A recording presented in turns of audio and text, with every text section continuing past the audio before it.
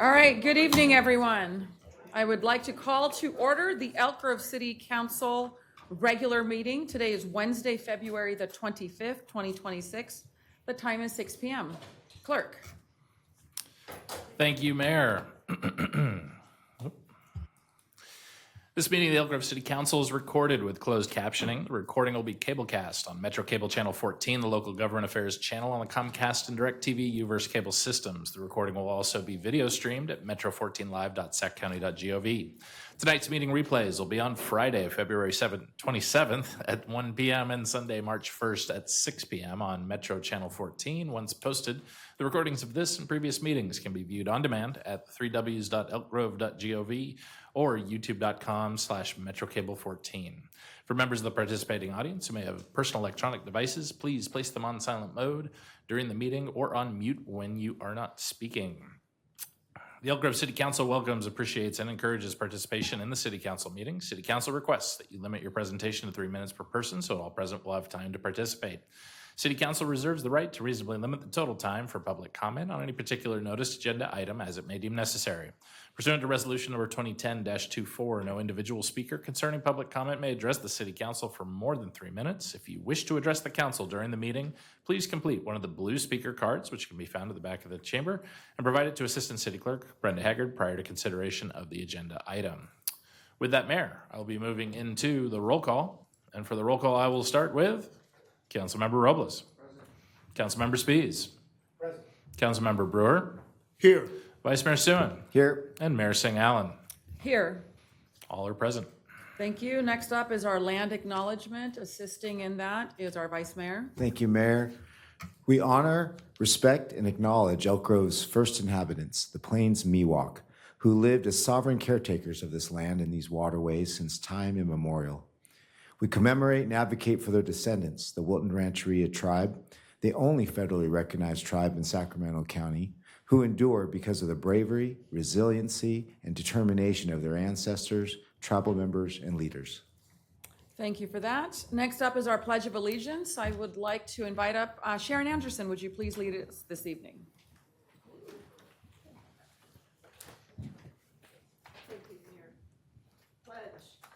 I pledge allegiance to the flag of the United States of America and to the republic for which it stands, one nation, under God, indivisible, with liberty and justice for all. Thank you. At this time, please join us for a brief moment of silence.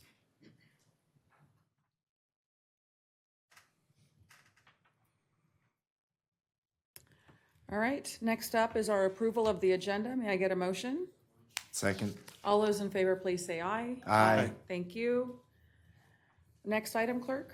Under Section 3, there are no closed session items on the regular agenda, which will advance us to Section 4, presentation for the evening, which is item 4.1, and that's a proclamation recognizing March 1st through the 7th, 2026 as Women in Construction Week. Excellent. Reading that will be our Vice Mayor. Thank you, Mayor. Appreciate this honor to recognize Women in Construction Week. Could I have our representatives approach the podium? Thank Supporters can come up too. you. Yeah.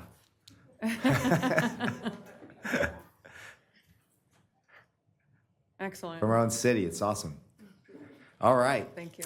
Whereas the National Association of Women in Construction, Sacramento chapter number 63, has distinguished itself for over 60 years as the voice of women in construction in the Sacramento region and as well as Northern California. And whereas the work done by the Sacramento chapter of NAWIC has identified the region through community development and educational programs, and whereas the Sacramento chapter of NAWIC has unceasingly promoted the employment and advancement of women in construction industry, and whereas the construction community represented by the Sacramento chapter of NAWIC has been a driving force in fostering community development through renovation and beautification projects, promotion of skilled trade careers, and a positive vision of the future. And whereas the Sacramento chapter of NAWIC has sought to achieve successful results from the Sacramento region and surrounding areas in a cooperative spirit with other organizations. Now, therefore, be it resolved that the City Council of the City of Elk Grove hereby recognizes the National Association of Women in Construction, Sacramento chapter number 63, and its many dedicated volunteers, like our city staff behind us, for the steadfast work on behalf and support of women in construction, and do proudly proclaim the week of March 1 through March 7, 2026 as Women in Construction Week, and encourages all residents to congratulate the organization on its many accomplishments. Thank you so much for being here. Thank you so much.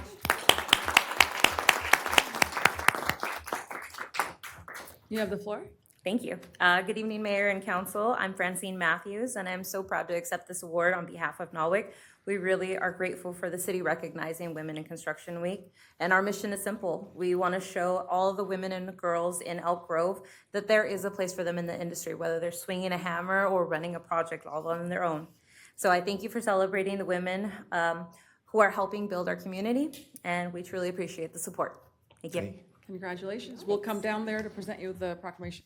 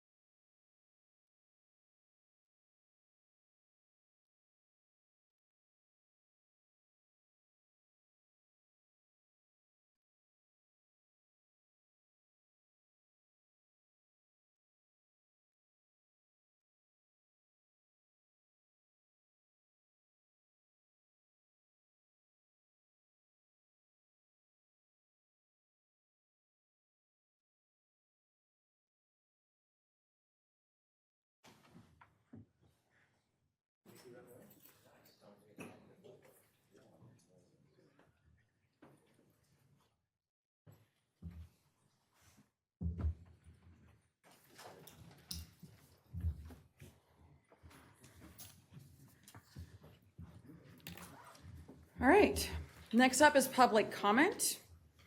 I will go ahead and open up the public comment opportunity at this time. Let's see, our first speaker, and forgive me if I butcher your name, Jill Batiancila? Okay, how do you say it? Batiancila. Oh, yeah, I would have not gotten it. It's okay. Good evening, Mayor and members of the City Council. My name is Jill Batiancila, and I'm the founder and executive director of Together We Heal Community, a 501c3 nonprofit based here in Elk Grove. For the past 5 years, we have provided grief and loss resources to individuals and families throughout Elk Grove and the greater Sacramento County region. Our mission is simple but deeply needed: to create meaningful opportunities for people to process grief in healthy, compassionate ways. Each month, we offer thoughtfully curated experiences, including writing workshops, walking groups, cooking and nutrition classes, movement and mindfulness sessions, financial education, family estrangement classes, and decluttering through grief. We also facilitate 8-week grief groups for general loss as well as loss of a child. We partner with qualified clinicians and compassionate facilitators, and we actively collaborate with other bereavement organizations across the region. We believe there is no timeline for grief. Ongoing compassion, connection, and access to resources are essential to long-term mental health and well-being. Grief is the universal human experience. Every one of us will be a griever or love someone who is. Accessibility to grief support should be available to everyone, regardless of age, race, or financial situation. We recently applied for the Elk Grove sponsorship grant with the intention of hosting a large-scale one-day youth grief support event in the spring of 2027. This event would serve students in our community who are experiencing the loss of a loved one. Approximately 6.3 million children in the United States will experience the death of a parent, sibling, or primary caregiver before they turn 18. 69% of teachers report having at least one grieving student in their classroom in the past year. Research consistently shows that bereaved youth face increased risk of mental health challenges, academic struggles, and negative long-term outcomes if their grief goes unsupported. Children grieve differently than adults, and because of this, they are frequently overlooked. But when young people are given proper intervention and surrounded by an ecosystem of support, grief can become a pathway to resilience rather than a barrier for their future. In addition to our event proposal, we recently created and printed school resource kits, which are distributed free of charge to local schools to help reach families with school-aged children who have experienced loss. I brought copies for you today, which I'll leave with the clerk. These resources are also available in digital format on our website to ensure broad accessibility, and that is togetherwehealcommunity.org. We are committed to serving Elk Grove's youth and family with professionalism, compassion, and collaboration. With your support through the event sponsorship grant, we can expand that impact in a meaningful, visible way for our city.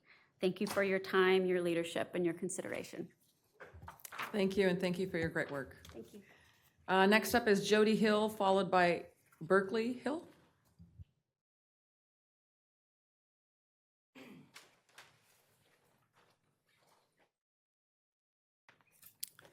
Good evening, Mayor and City Council members. Thank you so much for your time this evening, as well as your continued care and love for our city. I'm a proud member of the Elk Grove community. I graduated from Laguna Creek High School, and I have gone on to become a teacher in our district. I currently serve as the Activities Director at Toby Johnson Middle School. My most important role, though, is as a mother. When my daughter was a toddler, we would stroll through the beautiful parks of Elk Grove, and I would ask her when we saw older kids participating in activities if she was interested in trying one of them. Her response was always no. In fact, we had so many opportunities to explore these activities because all that you have created in our city that it became a routine. We would see something new, and I would ask her if she wanted to try, and she would reply no. No to softball, no to soccer, no to basketball. She even said no to swim team. Until one day, one of our neighbors gave me tickets to a play to see her son in. We went to see it, and not 20 minutes into the show, my 4-year-old turned to me and said, "Mom, that is what I want to do." I spent the next several months scouring websites, trying to figure out when my girl would be old enough to hit the stage. Come to find out, we didn't have to wait long. Berkeley performed in her first play at 5 years old. And from that moment on, she's been in love with musical theater and performing. We were so lucky that our neighbors invited us to see a play, because without that opportunity, I don't know if we would have ever experienced the joy that MMP has provided for our family. Musical Mayhem Productions is a hidden gem in our city. They perform at various locations: Cosumnes Oaks High School, Sheldon High School, Rosemont, and the 24th Street Theater. Of all of those locations, only one is located in Elk Grove. Their practice space is tucked in away in an industrial park.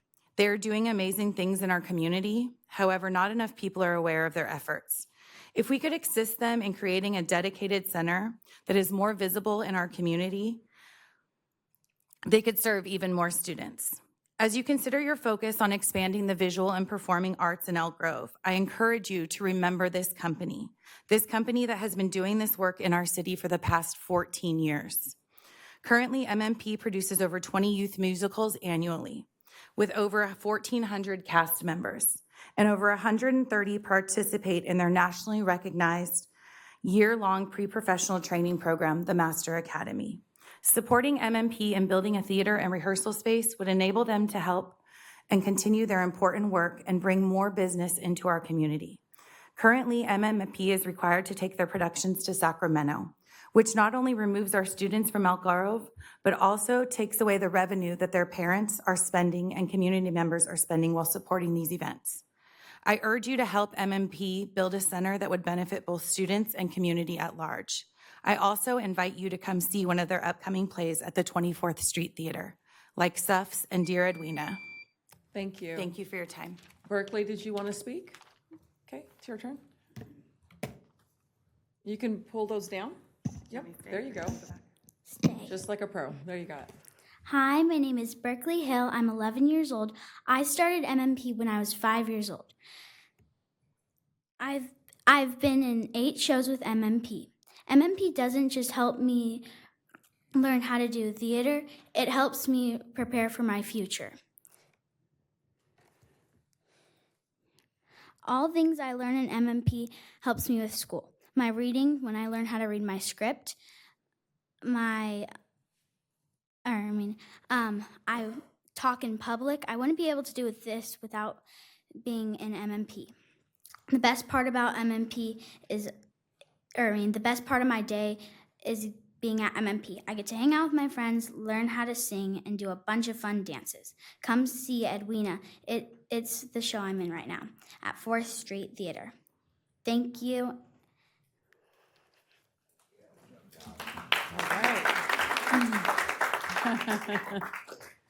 All right, next up is Sue Jaraki, followed by Bhavin Shah.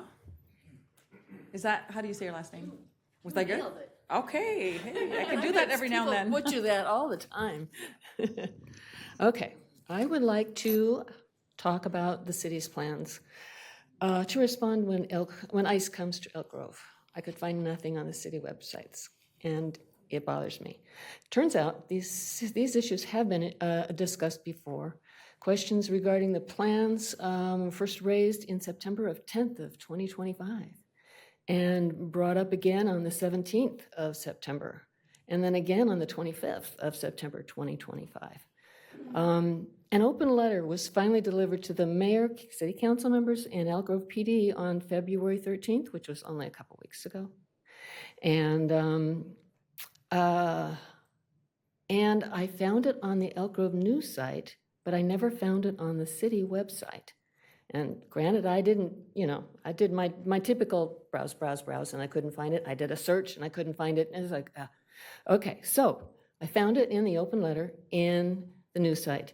And basically, I'm going to just recommend, just talk about the things that they talked about in the open letter.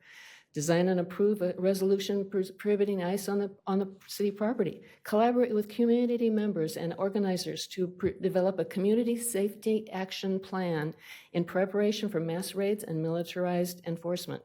Affirm Elk Grove's commitment to protect its immigrant population and law-abiding protesters who are standing up to support them. Create child and family protection systems by partnering with schools and communities. And allocate emergency funding for legal and basic needs assistance for Elk Grove's immigrant population. I have a reference to, first they came from the German pastor Martin Niemöller, but I think I want to keep this nice and brief. We need to decide who we're going to be and how we're going to be remembered. As passive, apathetic, indifferent, even complicit? I don't want that to be happening in Elk Grove. We need to do this not for ourselves, but for our grandchildren and their children. So we need to speak out, and we need to decide. Thank you very much for your time. Thank you, Sue. I will be reading a statement at the end of public comment, but I will invite you to have a conversation with Jackie. Just for the record, we do have resources and information on the website, but I will agree that it's probably not as easy to find. But we're working on that. But I will read a more detailed I used statement. to do website development, Thank you. so it's like, I understand. And Jackie will be helping you if you need Jackie. additional. But if you want to stick around a few more minutes, that would be great. All right, thank you. Next up is Bhavin Shah, and our final speaker is Sharon Anderson. Honorable Mayor, respected council members, and distinguished guests, Namaste. My name is Bhavin Shah, a proud resident of the great city of Elk Grove and a volunteer of Seva Diwali Food Drive. I'm here to give information on this year's Seva Diwali Food Drive. October and November is a special and meaningful for Hindus around the world, as it is also when we celebrate Diwali, a festival of lights. Diwali is more than just a celebration. It is time to reflect on how light triumphs over darkness, knowledge over ignorance, and hope over despair.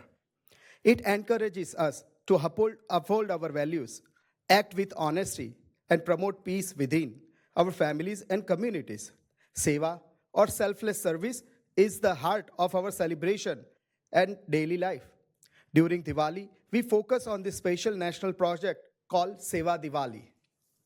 Seva Diwali is a collective initiative by dharmic organizations, including yoga, spiritual, Hindu, Buddhist, Jain, Sikh organizations, linguistic, and Indian socio-cultural organizations. These organizations uphold the Seva Dharma. Service to humanity is service to divinity. And believe in society's well-being is a responsibility which we all share, and its fruits are only as nourishing as the care we put into it. Our goal is to give back to the society we live in during the festival of Diwali. The Seva Diwali initiative aims at unite and represent the collective strength and synergy of the dharmic communities living in the US. We aim to contribute to our local communities and be part of the national movement to combat hunger. This initiative helps foster the spirit of selfless service, Seva Bhav, among all the members, including kids and families. Such activities also provide an opportunity to expand the footprint of the community organizations and reach out to new members who have not yet been connected. Seva Diwali invites people to use their homes as a collection centers for collecting non-perishable items. These donations go to the local food banks, homeless shelters, and in the spirit of Diwali, and giving reaches to those who need it the most. Starting from the year 2018 in New Jersey, 25 plus organizations at that time collected 18,000 pounds of food. Now continuing into 2025, we successfully ran the Seva Diwali food drive across 38 plus states in the USA, around 250 plus township, 555 plus dharmic, linguistic, and cultural and seva organizations, and many individuals joined hands together to fight against the hunger. Collected and distributed 970,000 pounds of food only in 2025. This food items is goes to 360 plus beneficiaries. Thank you. Thank you so much for sharing your information. And next up is Sharon Anderson. Hello, Mayor Singh and council members and Vice Mayor Darren Soon. Y'all are like my friends, but I'm going to address you and take a moment to just express my gratitude for all the things that you all are doing. Your involvement with different boards, commissions, committees, endeavors, other governments, all of that is a lot, and I recognize what you are doing. And then to the staff, same thing, the amount of gratitude that I have for all of you for networking within your spheres, from planning to policing to, I mean, heck, Jason Berman just got recognized by the League of Cities for the highest level of distinction for city managers, the Wes McClure Award of Distinction. I mean, talk about having some of the best, and I appreciate that. I also appreciate the responsiveness of your staff. Anytime there is a need, it doesn't matter who I reach out to, I get directed to the right department, the right program. I mean, if I made a mistake and reached out to our clerk, he would funnel me to Bobby or whatever. So I appreciate their knowledge of what goes on within the city. And then the other thing that I appreciate is the amount of support you all and the staff give to different committees and commissions that are part of Elk Grove, like the Trails Committee that I sit on. And also the support of the different volunteer groups within the community, such as our little volunteer group, the anti-trash group. I really appreciate the support your staff have given us and the recognition that y'all, it seems like any time you guys are talking about things that need a cleanup, it's like that word comes right out of your mouth, EGAT, and I appreciate that. And then the support of nonprofits. There's several in the audience tonight that are probably very grateful for the amount of financial support that you have given them over time. And organizations such as the one that I'm the president of, the Camden Neighborhood Association, appreciate that. I appreciate your attendance at the events and all of the things. So today is just my day to express my gratitude. I haven't been here in a long time, so it was time. So thank you so much. Well, thank you. That was great. Yeah, thanks, Sharon. Let's see, Sharon was our final speaker for public comment, so I will close public comment. And just a quick statement that I wanted to read. Let's see, resources and information for immigrants webpage update. In recent weeks, questions and information shared on social media have prompted community interest regarding the city's procedures related to federal immigration laws and agencies. The city of Elk Grove understands that these topics can raise important questions for residents and families. To provide clarity and accurate information, the city has updated its website to include new FAQs outlining local policies and explaining the role of the Elk Grove Police Department in relation to federal immigration enforcement. These updates are intended to ensure community members have access to reliable information about city practices and services. We encourage residents to visit the city's website for the most current information and resources. And I will end by just saying that I would agree with Sue, who spoke earlier, that it can be challenging to navigate. We don't want this to be something that, you got to do a deep dive on. I think having the information front and center, readily available, that when you go onto our main site, it's there, and you don't have to dig too far into the tabs and crosstabs and what have you. So I do think that we want to make it more available and easy to find. So you'll see an update on that.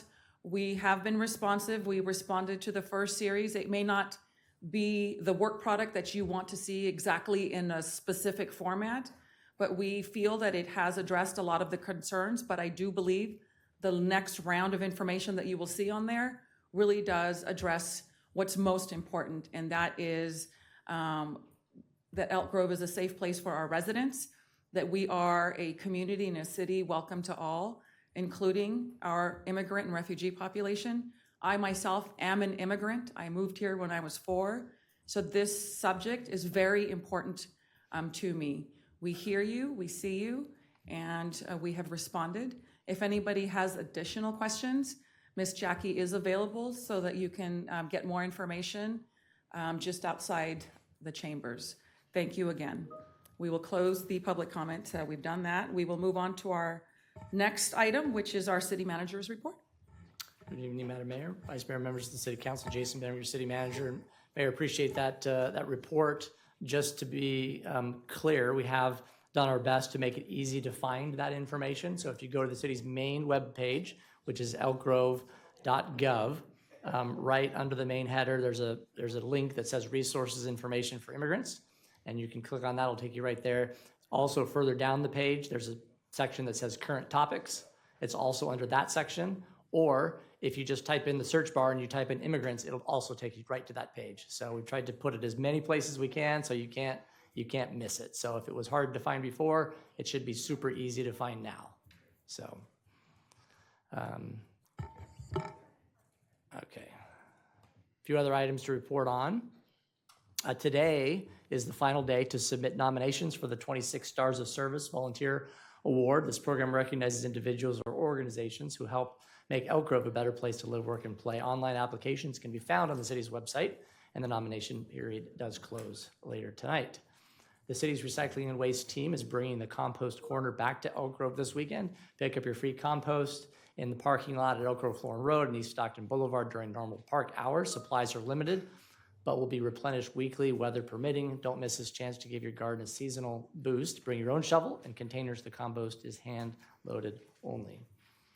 The Animal Services team will host their next drive-through vaccine clinic for local pets on Saturday, March 14th from 8 to 11 at the animal shelter. It's a free service for Elk Grove residents, but registration is required. The event fills fast and online registrations will open next Saturday, March 7th at 8 a.m. More information can be found on the city's website. SACRT will be hosting a series of public workshops to gather community input on safety challenges, barriers, and opportunities for improving public access to transit. An Elk Grove workshop is scheduled at the library, the current library at 8900 Elk Grove Boulevard on Tuesday, March 10th from 5:30 to 7 p.m. Participants who attend are eligible to win a $50 grocery gift card. More information about the workshops and safe routes to transit plan can be found at sacrt.com/safe routes. And finally, The city is pleased to be among the sponsors for a Veterans Career and Resource Fair presented by Laguna El Grove American Legion Post 55, scheduled on Friday, March 13th from 10 a.m. to 2 p.m. at District 56. Veterans, transitioning service members, and military families are invited to this free event that will bring together employers, service organizations, and support agencies dedicated to serving veterans. Attendees will be able to explore job openings, access workforce development resources, and connect with organizations offering housing, education, health, and benefits assistance. More information is available through American Legion Post 55 members as well as their website. And that concludes my report. I'm happy to answer any questions the council might have. Thank you for your report. Any questions or comments? Vice Mayor? Thank you, Mayor. Well, that was a great report, Jason, but you left out the important thing that Sharon Anderson talked about. And your humble self, I'm not surprised. So I just want to acknowledge, that you receiving the West McClure Service Award for Leadership from the League of Cities is an outstanding award. And I mean, you've been representing the city now for 11 years now, I think. Yeah, I mean, I'm so glad to see you be recognized for that. And so we really appreciate your service, and I'm glad the League of Cities recognized your talent as well. So we're grateful to have you.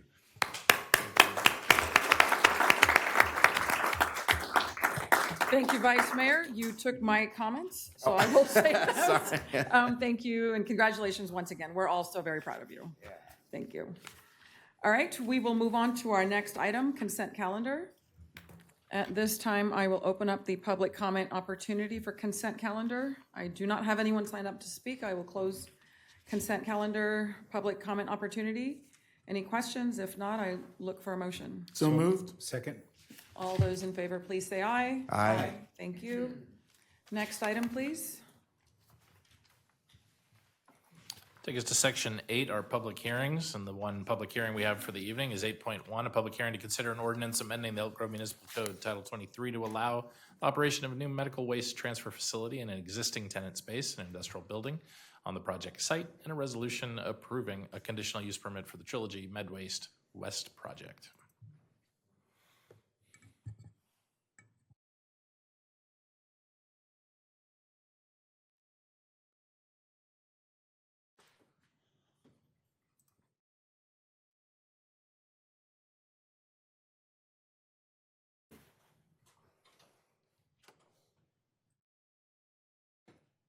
There you go. Good evening, Madam Mayor and council members. My name is Kara Killingsworth, and I am the project planner for the Trilogy MedWaste West project. The applicant is requesting a zoning code text amendment to Title 23 zoning code and a conditional use permit to allow for medical waste transfer facility in the heavy industrial zoning district. The project is located on Survey Road in the industrial section of the city. The property is surrounded by other industrial and industrial office park zoning districts with various uses. The existing single building has been developed since the late 1990s, and the latest tenant was the Delivery Distribution Center. The Planning Commission reviewed the application on January 15th, 2026, and there was no public comment and no written comments at the meeting. The Planning Commission recommend approval to the City Council with a 3-0 vote. The proposal is to amend the section of Title 23 with a few amendments, which Section 23.26.050, and that is to add a description and use for medical waste transfer facility. Revised Table 23.27-1, which is the allowed uses table, and that would permit medical waste transfer facility in heavy industrial with a conditional use permit and not permitted in any other zoning districts. Revise the Table 23.58-2, which is a minimum parking requirement by land use, and that is to add minimum parking requirements for the medical waste transfer facility. This would be similar to other industrial similar uses. And lastly, add a definition of 23.100-0.20, and that is to add the definition of medical waste, which will be similar to the meaning of the California Health and Safety Code. As mentioned, this is within an existing building. There are 2 tenant spaces. Both are vacant. The applicant will occupy Suite B and will have operating hours of 6 a.m. to 6 p.m. Monday through Saturday. They will have box trucks that will park in the rear, and they will have daily trips for pickup. A long haul truck will be on the side of the property and will leave every 7 days. And that truck will take all the waste materials to the Fresno disposable facility. There will be no disposable at this location. And just to give you a little example of medical waste would be sharps, biomedical waste, and clinical waste. Staff determined that no further environmental review is required for this project. It's consistent with the general plan and the general plan EIR 15183 and 15162. It's also exempt from CEQA per 15301 is occupying an existing building. With that, there's no fiscal impact of the general fund associated with the project, and staff recommends that the City Council introduce an ordinance and adopt a resolution to amend the zoning code to allow medical waste transfer facility within a heavy industrial zoning district. That concludes my presentation. Staff is available for questions as well as the applicant. Thank you. All right, thank you for your presentation. At this time, I will declare that the public hearing is now open. Would the applicant like to speak? Don't have to, but you're invited. Yeah, come on.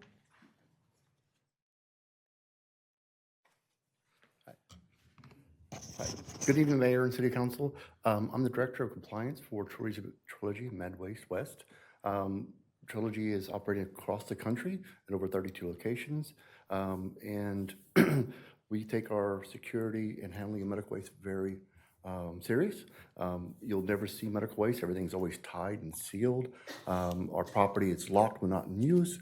Vehicles are locked when not in use, and our employees are heavily trained in the OSHA regulations and DOT regulations.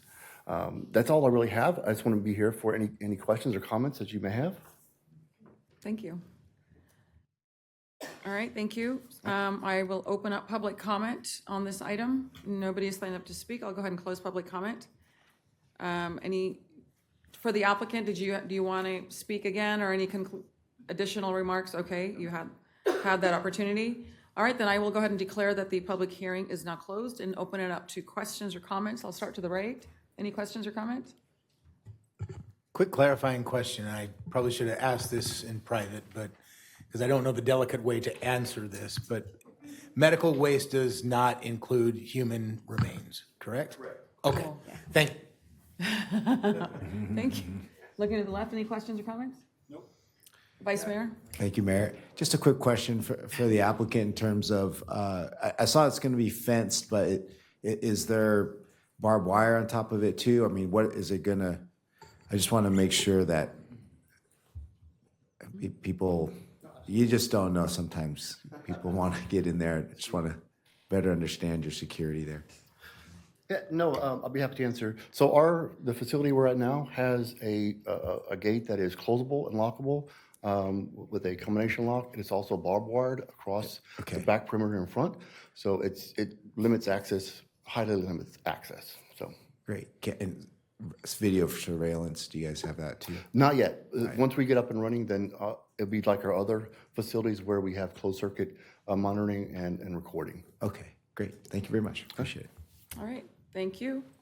Seeing no other further questions or comments, I'm looking for a motion 1 and 2. So moved. Second. All those in favor, please say aye. Aye. Thank you. Next item, please. I'll move us to Section 9, our regular agenda action items and recommendations. And that first being item 9.1, which is to receive the fiscal year 2024 Measure E annual report from the Measure E Citizens Oversight Committee and review and provide feedback on the draft annual Measure E community report.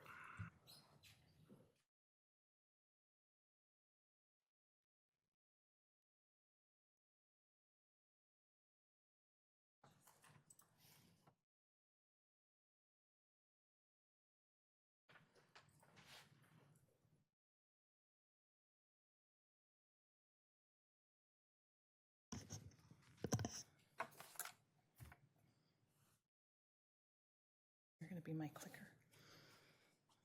Good evening, Honorable Mayor Singh Allen, council members. Thank you for the opportunity to meet with you today.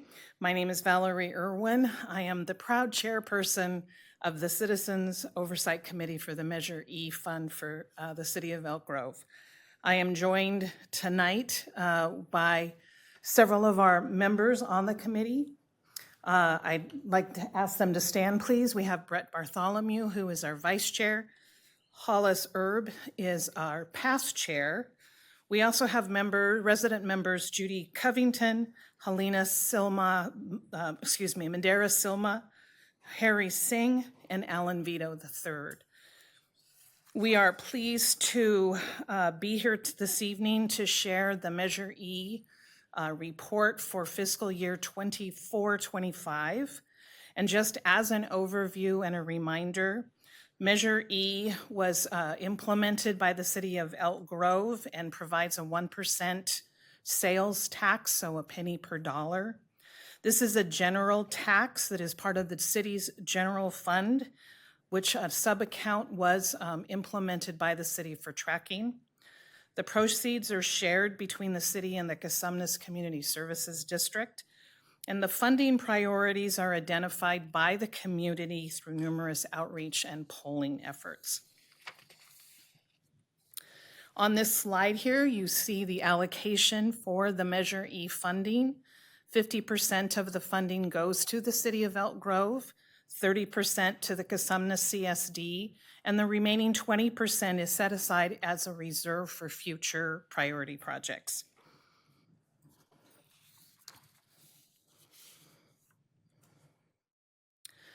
The tasks of the Oversight Committee are to review annual independent financial audits, along with the expenditures and the revenues, prepare and present an independent report to the City Council regarding the revenue and expenditures, which we are doing here tonight, and to review the proposed budget and expenditures to ensure that they are consistent with the community identified needs and priorities. The committee was appointed by the City Council to ensure exactly that the funding is aligned with those identified priorities. The accomplishments of the committee include the 2 annual meetings that are held. Recently, the last one since our last report was held, since our last report a year ago, there was a meeting held in May 2025 where we received the update on the fiscal year 25 financials, reviewed the new Measure E priorities that had been determined, along with the expenditure plan for fiscal year 26. And then this last month in January, we reviewed and approved the fiscal year 24-25 Measure E audits for both the City of Elk Grove and the Cosumnes CSD, and reviewed and commented on the Measure E 24-25 annual report to council, along with the draft community report, which we will be reviewing this evening. And with that, I'd like to turn it over to Assistant City Manager Guzman. Thank you, Valerie. Honorable Mayor, members of the City Council, Jackie Guzman, Assistant City Manager. So I'll just be going over the Measure E actual revenues and expenditures. In fiscal year 2024-25, the city generated $34.6 million in new Measure E funding. As per our allocation, 20%, that's $6.9 million, was set aside for future priority projects. 50% came to the city of Elk Grove, that's $17.3 million, and 30% was dispersed to the Cosumnes CSD, and that was in an amount of $10.4 million. In terms of expenditures, both the Cosumnes CSD and the city expended $17.6 million. 67% of those expenditures went towards public safety, related to crime reduction and rapid response. And then in terms of the city specifically, and we track this again in our sub-fund, we started out the fiscal year with a beginning fund balance of $22.6 million, made up of both reserves and unallocated dollars. We, again, generated $34.6 million, Casumna CSD their share, and the city expended $9.5 million on its own priorities. In terms of the set aside, the fund balances, this year the city did decide to set aside $4 million for the upcoming homeless shelter. So we have that funding set aside for that. And our Future Priorities project grew with the new dollars. So it now stands at the end of the 25 fiscal year at $15.3 million. And with that, given our spend, we didn't spend as much as we had budgeted. And so we are ending with an unrestricted fund balance of about $18 million, which is available to reprogram next year. And with that, I'm going to turn to Nu Vang from the Casumna CSD to go over her slides for their revenue and expenditures. All right, good evening, Mayor Singh Allen and members of the council. I'm Nu Vang, the CFO for the Casumna Community Services District. So on this chart here, we have actuals, our fiscal year 24 actuals, and our modified budget, along with the audited financials for fiscal year 24-25. So we started off the fiscal year with a fund balance of $6.7 million.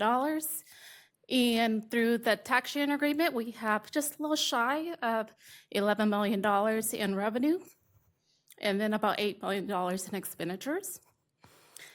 And then you'll see down here on the last column here that the fire department overall fund balance is $5 million. And then the other appropriate areas with park maintenance, 3.7 overall, ending fund balance of about $9.5 million. And that's our audit expenditures for the fiscal year.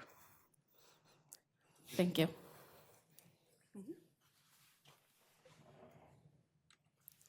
And lastly, the Measure E Oversight Committee did review independent financial audits for both agencies, and both independent auditors found that our financial statements were fairly presented in all material aspects. That's considered a clean audit, and that is the best audit opinion that a public agency can receive. And with that, I will turn it back to Valerie. Thank you. Included in your staff report is a copy of the draft annual report highlights.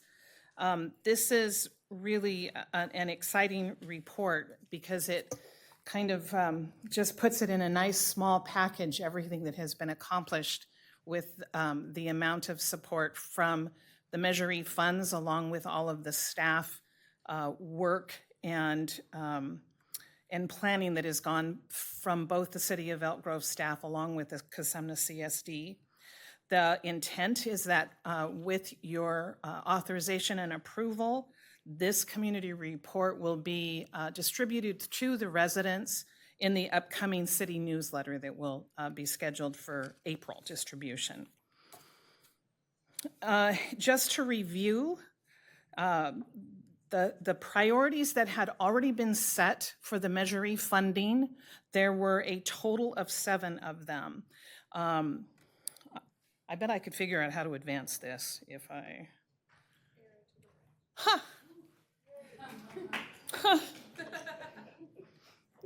Sometimes I can even surprise myself. There are some clarifications I want to make as we go through.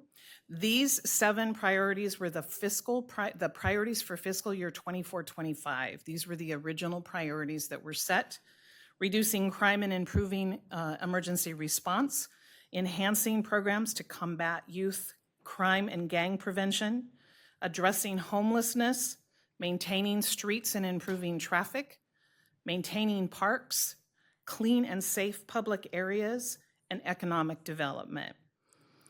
The council added 4 new priorities in 2025, and these projects are budgeted for the fiscal year 25-26. So those 4 new priorities are current, although we are not reporting on those at this time, as this report is specifically for last year's activity. Those 4 new priorities, arts, culture, and entertainment, that's 1, forgive my pause. Affordable housing, the preservation of natural areas and open space, and maintaining and expanding local bike and pedestrian trails. So we do have now a total of 11 priorities that are currently in play. Do you want to? What you want to do? We're going to have New come up and do the CSD slides. Thank you. Excuse us, our fire chief couldn't be with us this evening, so I'm going to go over his slide here. Under the rapid response, we added 15 new staff, allowing deployment of 2 squads and 1 battalion chief. Overall, we saw our response time directly decrease, and also with Station 74, the incidents increased despite reduced engine truck response. That just means we're getting a lot more calls. Station 71, total incident increased 10%, demonstrating added system capacity. There was significant workload relief for engines and trucks with improved unit availability and reliability, which really shows that our Measure dollars are going where it's supposed to. And it has better alignment with resources to call type. It enhances operational oversight for our battalion chief deployment, and with the 8 new emergency response vehicles to support squads and our personnel. We also strengthened support service by adding a fire mechanic and EMS management analyst for more oversight and administrative support for our fire department.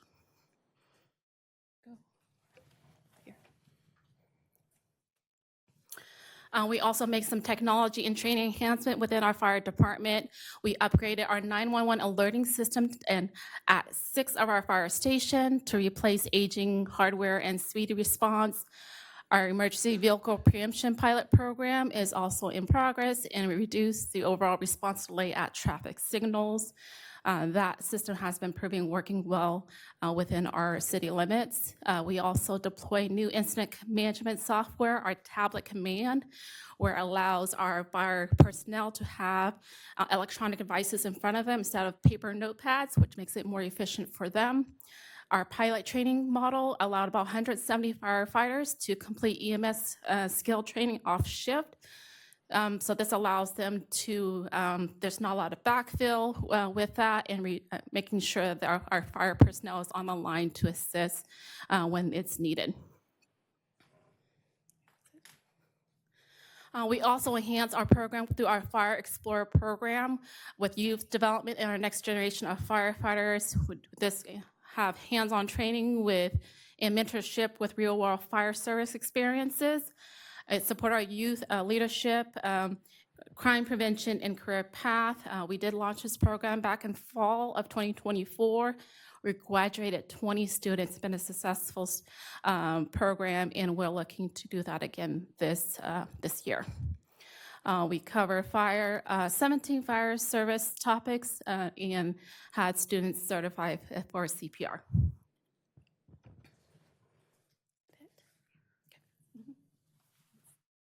I'll invite Chief Davis.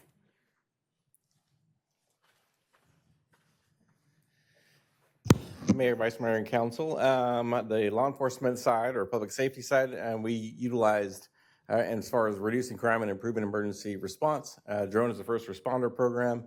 We assisted with 1,909 calls. We cleared 14% of those calls without having a unit have to respond to the scene itself. Reduced our response times by 75% when operational.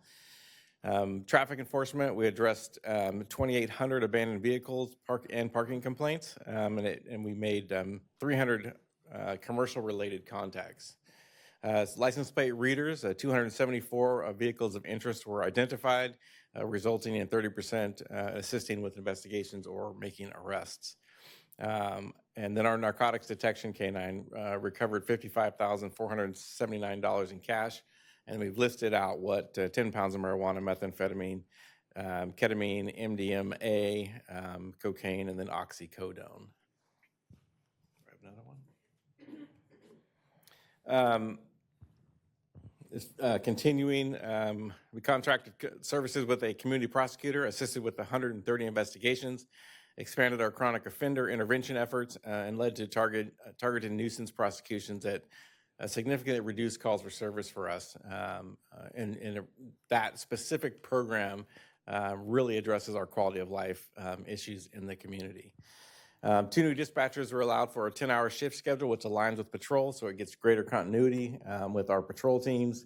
It allowed for us to have a training officer, a police officer, which helped enhance officers' readiness and safety and compliance, which was important because we did grow significantly as a result of Measure E, and it makes sure that we are in compliance with POST. And then new real-time information specialists that provide data and information and intelligence to the officers in real time and assist with over 4,000 calls. And this is really our bread and butter with innovation and technology at the police department. And then 17 Measure E funded PD staff have increased response times, decreased them, and in our service levels.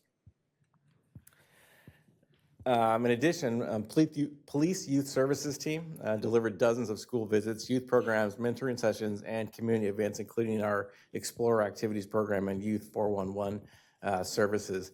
Our community engagement, we went to over 110 or so events this year, which is pretty significant for our youth services and our community engagement team, and we're very proud of that and how we continue to connect with our kids. Now, the outcome that strengthens positive relationships with youth, promotes early prevention, and builds trust between young residents and our law enforcement. This is not me.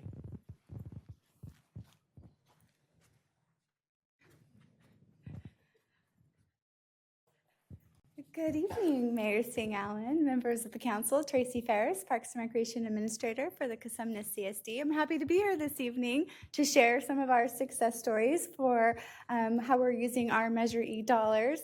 So I'm going to start with our At Promise Youth program. As you can see on the slide, this program is brand new for us, thanks to Measure E, and we are already really filling some seats and expanding the program offerings that we're able to provide to our youth. So we've offered 17 educational and recreational field trips and seen year-over-year growth with our attendees. We offer free recreation swim for youth at our Jerry Fox Swim Center, funded through Measure E. We also started a college application prep course this last fiscal year. We saw 9 students go through that course, and they received a $500 stipend to remove barriers to applications for college. We also provided 23 swim passes for youth experiencing housing insecurity. And also we provided recreation scholarships for programs outside of, with the district, but outside of our specific youth outreach program.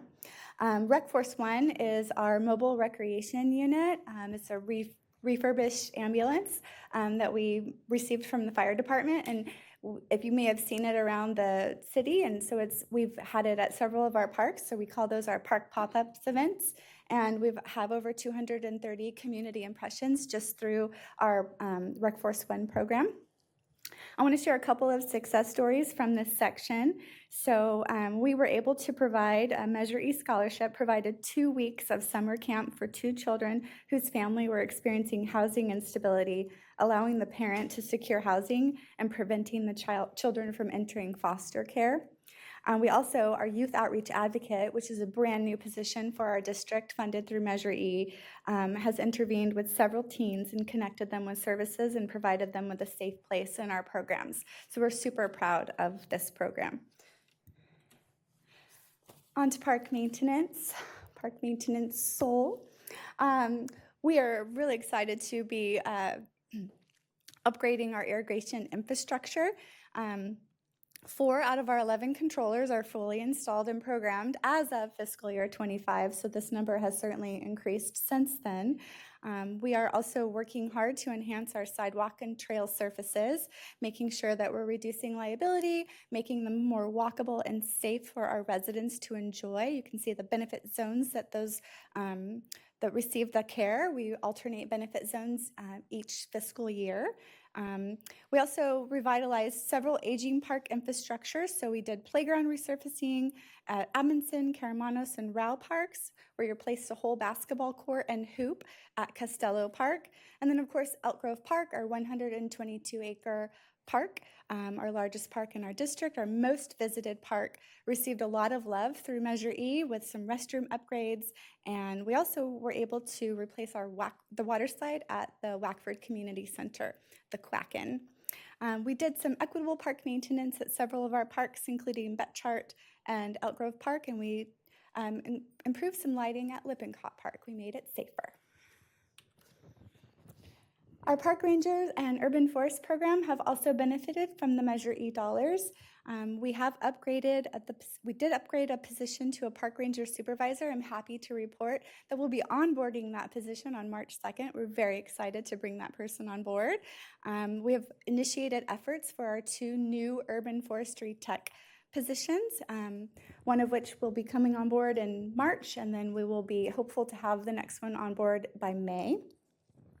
And we're doing specialized tree work. We're making sure to maintain our heritage oaks across the district, most specifically this last fiscal year at Emerald Lakes Golf Course, Elk Grove Park, and Beeman Park. So the trees that our city is known for are being very well taken care of. I'm going to turn it over to Mr. Werner. Good evening, everyone. Jeff Warner, Public Works Director. In the Clean and Safe Public Areas category, Measure E funds are helping to remove graffiti in a timely manner from private properties where the graffiti is facing public spaces. So helping keep our community beautiful in a very timely manner. Our Worth the Work anti-litter campaign, supporting the anti-trash volunteers, as well as encouraging our community to take care of its community, clean up after themselves. We have made some physical improvements by installing some branded trash cans at various locations along trails and in other public spaces. And then while encampments are down, thanks to Measure E funds in large part, we have continued to clean up encampments, removing 28.63 tons of refuse from those sites. In the category of maintaining streets and improving traffic, we did a traffic signal coordination, a large effort that helped with some measurable results across 8 major corridors throughout the city. We installed LED flashing stop signs at 21 locations near high-risk locations around schools and other mid-block crossings, or I'm sorry, not mid-block crossings, but other locations with large traffic volume or history of collisions. After studying flashing yellow arrows through a pilot project for our city, we continue to deploy them using Measure E funds, further enhancing traffic operations and improving traffic flow. We did 5 locations this past year, and we'll do some additional locations with Measure E funds this year. And then our traffic signal enhancement project is a major initiative that installed ITS improvements throughout the intelligent transportation system improvements throughout the city, hoping to modernize our traffic signal system as well as improve our communication with our signals by installing fiber optic lines. For pavement repair, you all know we have a world-class paving program. However, Measure E funds are helping to support that, and we are focusing those Measure E funds on repaving our major arterials. So this past year, we did Laguna Boulevard between State Route 99 and just west of Laguna Springs. And then this year, we'll continue that effort. We did some additional dig-outs for the paving that's going to be coming up this summer along Laguna Boulevard and Elk Grove Boulevard. We also have an inspector that's funded with the Measure E funds that helps support our pavement program, which is rather large. And I will pass it on to Christopher. Thanks, Jeff, and good evening. So in terms of addressing homelessness, a lot to report here. Of course, we have the first full year of operation for our new year-round shelter. That's the temporary location over off of East Stockton. In that first year, 93 adults were served at the facility with an average occupancy of about 25 beds per night. There's about 30 beds of the total. There are 30 beds of the total facility, and I'm happy to report tonight we are occupied fully. The shelter has led to a decrease in encampments in Elk Grove of about 65%, so our strategy is making a difference for both guests and residents who utilize our trail network in particular. Jeff mentioned the cleanup around the encampments, and all the encampment cleanups occurred there, so I do want to point that out. In terms of families and how the shelter services are provided, while they're not currently eligible to stay at the shelter itself, there'll be a new function at the permanent shelter later. We do offer motel vouchers for them this year. 3 families were served through the Measure E funding, with an additional 8 families served from other community sources. Our navigation services, our 2 homeless navigator positions, make all of this possible. They're the key to the overall success of the programs. They've been engaging with people in the community every day, connecting them with a shelter and other resources that are incredibly needed. And while other agencies in the region report low rates of engagement, our navigation team has about a 70% engagement rate with people experiencing homelessness, so much improved there. And again, of course, as you may recall at your last meeting, the direction you provided around the future permanent shelter, and the work continues on the planning. We started on that. So I will pass it off now to Jackie. Thank you. Daryl.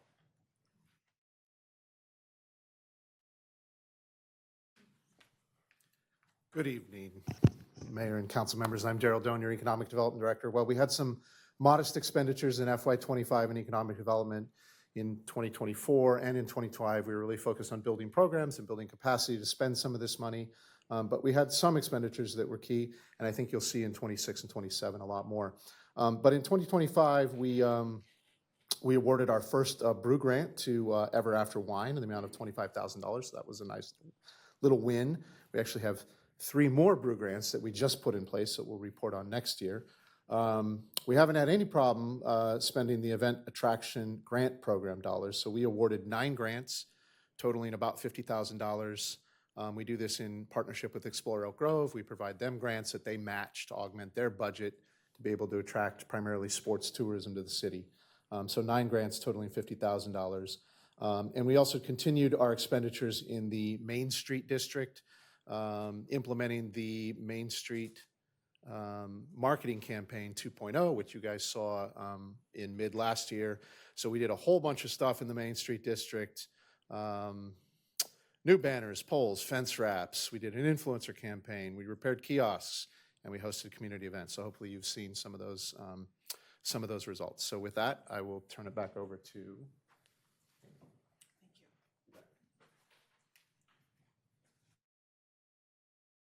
I appreciate the reports from our individual, the staff members. I felt that it was very important that you heard directly from them the work that they and their staffs and departments have accomplished with this funding. I can read off all of that, but I certainly don't want to take credit for it. You have an amazing staff that has worked very, very hard. And with that, I'd like to ask if there are any questions about the fiscal year 25 revenues and expenditure report. All right, well, thank you for this fabulous presentation. Just some housekeeping. First, I need to open up public comment opportunity. I don't have anyone signed up. I'll close public comment and now open it up to questions or comments from my colleagues. I'll start to the right. Councilmember Robles. Thank you, Madam Mayor.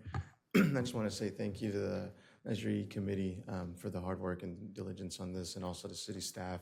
This report is pretty straightforward, and it just shows how we're being good steward of taxpayers' monies. So thank you. Councilmember Spies. Thank you, Madam Mayor. Okay, so a quick few thank yous. Most important, of course, is to the support and trust from our residents in supporting Measure E several years ago. The trust that you instilled or provide, or the trust that you have for us is foundational to getting good things done here. We have a fantastic staff. You've seen, obviously a lot of them talking today. Further, I want to thank, of course, I'd get in big trouble if I didn't say thank you to our community partners, the CSD, Kissimmee Services District, particularly their board and their staff. I'd get in big trouble if I didn't thank the CSD board, trust me. For those of you who don't know, my wife is on the CSD board, so I would get in the doghouse for that. I know, who knew?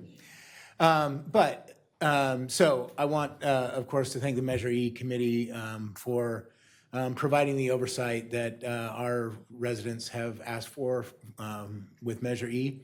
It's extra work, it's extra time, it's devotion to the mission, and I appreciate that, and I appreciate that all that you do. And then lastly, those who've presented from both the city staff and from CSD, I know there are many more people beneath who are making all of that happen. But what I would suggest to, of course, I know we have a huge viewership, right? I know lots of people in the city are going to watch this, but I hope that they actually do, because so many things that were presented tonight are what they have provided. They've provided us that ability. And of course, our fantastic staff, both at the Elk Grove City and at CSD, have executed very well in doing the things that improve the quality of life here in Elk Grove. An honorable mention, of course, is the work we're doing towards homelessness. It is a very extremely expensive endeavor, right? We've talked about it very recently with the shelter. But we have heard from our residents that that is a priority and they want something done. It is an expensive endeavor. And then just so much more. I can't recall it right off the top of my head, but there was a lot of work done through the trust of our residents, and of course through the execution of the CSD staff and the City of Elk Grove. So big thank you to all three of them. So thank you. Thank you. Councilmember Brewer. Thank you, Madam Mayor. I want to thank you for the report, Valerie. I want to thank you, Jackie.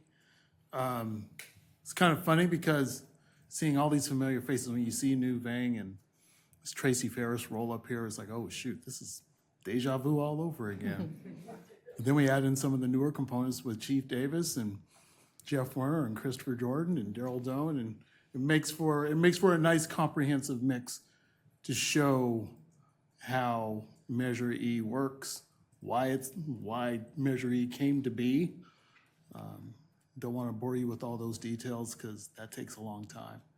But it shows specifically the 8 priorities that were listed in 24-25 shows how we were effective and focused in using your public dollars to produce $34 million to divide up for public safety, addressing homelessness, enhancing programs for youth, maintaining parks to maintain their safe and clean, and just focused on economic development. And now we're adding on this new component on arts, culture, and entertainment, preservation of natural areas and open space,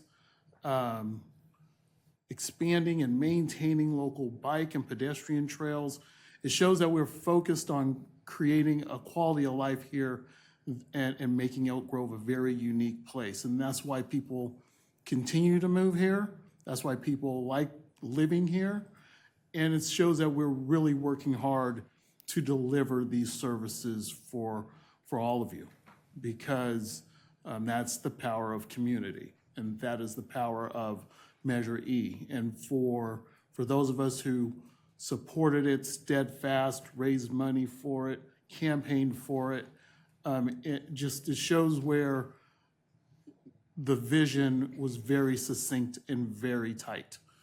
And I can't thank all of you enough for putting your faith into the city and pushing Measure E and making it, putting it into fruition.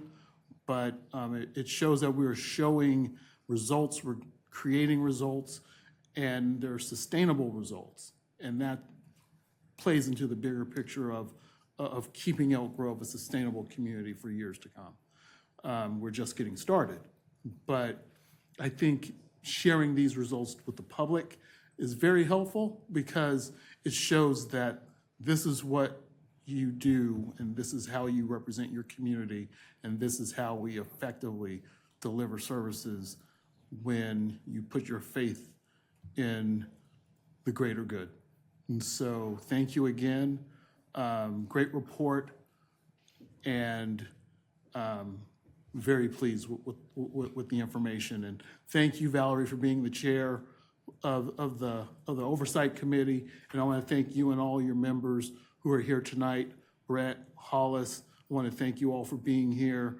And even for those who are not here, Ms. Judy Covington, Helena Madera Silmy, Coach Harry, and Alan Vito III. I want to thank you all for serving our community and making sure that the dollars are being used correctly. Thank you so much, and that's all I have. Thank you, Vice Mayor.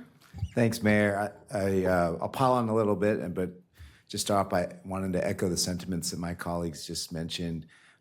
Really appreciate Valerie, you and the Measure E Committee for providing that check and balance on it, and Jackie and the staff for their execution. And just kind of highlighting what Councilmember Brewer talked about, it was between the city and the CSD, very collaborative, from the educational efforts that were done to the execution. And I know it may sound like we are piling on, but I think it's important that we reflect on these accomplishments, because if a lot of times when nothing's wrong, people don't notice. So I think it's good that our citizenry understands these things that have been done, from infrastructure to economic development to homelessness and things that will come to be with the arts, culture, and entertainment, and those things. This is really, Measure E is really enabling our city to prepare for the future and go into a new trajectory. And I think it's good that we take note of that. But I also want to say it's important for us to recognize this, because 10 years from now, I hope people can look back and remember, and this culture of being good stewards of our money continues forward. And so because the efforts that went into making sure starting with the balanced budget, which enabled the trust of our public to pass Measure E, and then these early successes that we're having, I want folks to remember that. And I look forward to, future generations, when all of us, I'm talking way in the future here, and all of us aren't here anymore, that the city continues down that path. So thank you very much. Appreciate it, Mayor. Thank you. Great comments from my colleagues. Thank you, Valerie, and the entire Measure E committee for volunteering and serving your city. I know a number of you personally, and you go above and beyond, not just on this committee, but others as well. So I want to thank you and recognize you for that. And then also thank you to Ms. Vang and Ms. Ferris for coming here and doing your presentations. This is about collaboration between the city and the CSD, and it was great to have you here to present your requisite, your slides, if you will. This, at the end of the day, when we presented this to the voters, it was about quality of life, improving the quality of life in our city. And we are seeing the benefits of that, particularly when it comes to public safety. Those improved response times is just tremendous. When it comes to fire safety and with police, it's tremendous seeing those results and the improved times on that. Of course, addressing homelessness was front and center for a number of our residents, and we have been proactive in that. And it's not by accident that you see a 65% reduction in encampments in the city of Elk Grove. These things do cost money, but we are being responsive to what our voters have indicated is a priority. At the onset, when we were working towards establishing, just moving forward with Measure E, it was important to have an oversight committee, and this ensures that public trust. So we want to thank you once again for all of the work that you are doing. The good news is that we are going to be sharing these findings with our residents in the upcoming newsletters. We don't want good news to be kept a secret. We want to share it. This is, they've worked very hard for their dollars, and those dollars are being put to good use in their city. $34.6 million is not a small amount of money. And if we look at cities throughout California and the United States, cities are hurting. And many cities have tried and have failed when it comes to passing a ballot measure like this. So we want to thank the citizens of Elk Grove and all of you for continuing to be good stewards with the public purse. And I'm just grateful that we are seeing the benefits of that in real time. Thank you again, everyone. Thank you. The last thing is we just ask that you accept the report. We accept it. We don't need a motion for this. We are accepting it here and. Gladly. And it looks like you will be picking a new chair and vice chair. I see the slide here. The upcoming meetings, we have, the next meeting will be scheduled for May 4th for the Measure E committee. You're welcome to attend. It's riveting. We'll be. We invite you to public comments here. We'll review the fiscal year 27 proposed expenditure plan, which will include the 4 new focused priorities that have been determined. So that'll be a total of 11 priorities that everyone will be working with, and we will be electing another committee chair and vice chair at that meeting. All right, excellent. Is that the last slide? All right, well, thank you, everyone. We will now move on to our next item, which is 9.2. And that's to receive an update on the city council priority projects.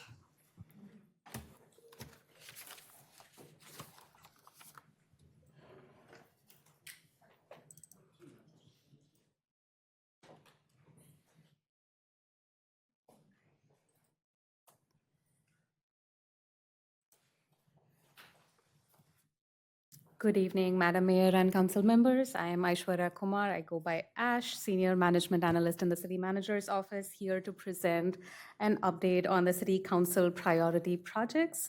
This is a receiving item and no action is recommended. Some background information. The City Council conducted its biennial retreat on February 20th, 2025, where it reviewed and updated its goals for the following 2 years and identified strategic initiatives to address them. The Council adopted the mission, vision, goals, and priority projects at its April 9th meeting last year.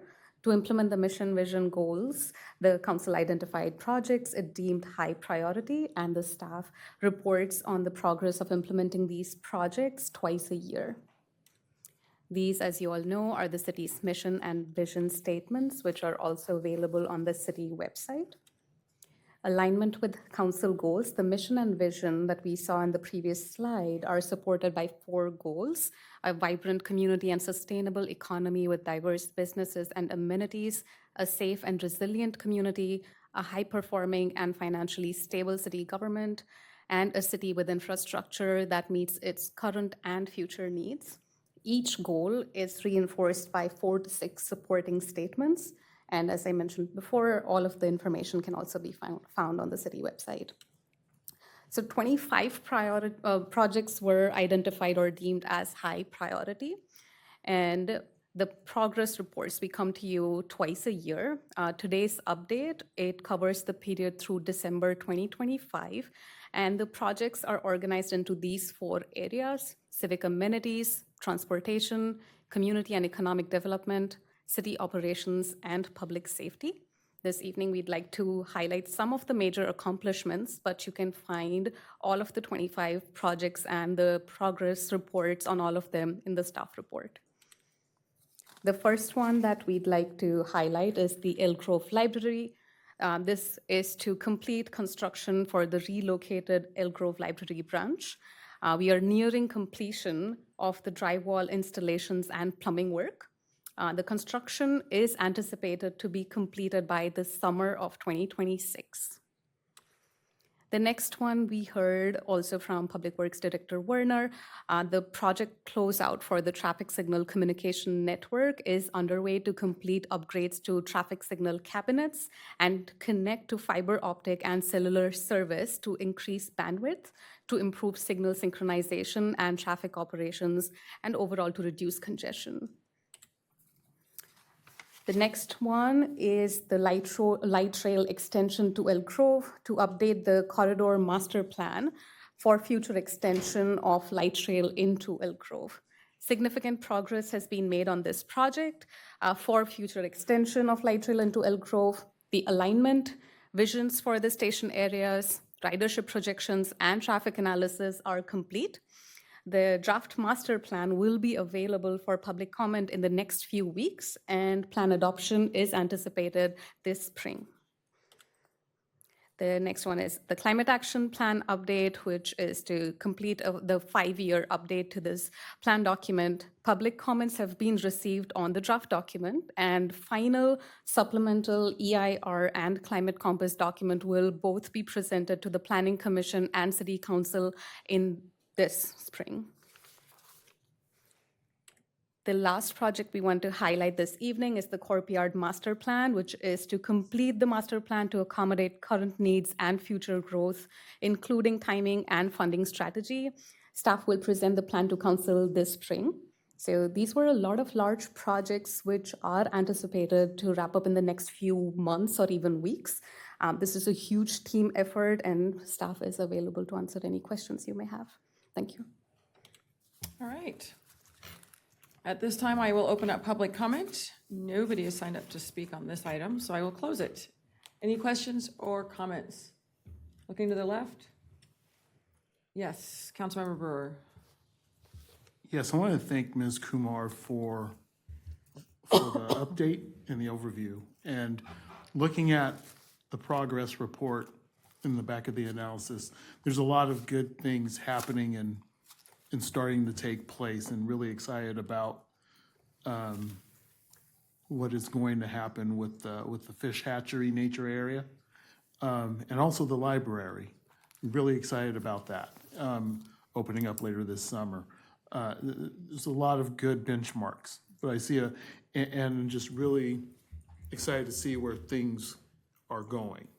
And hopefully we can get some of our priorities moving in the right direction, and keeping things moving on the positive trajectory. That's all I have. Thank you. Thank you.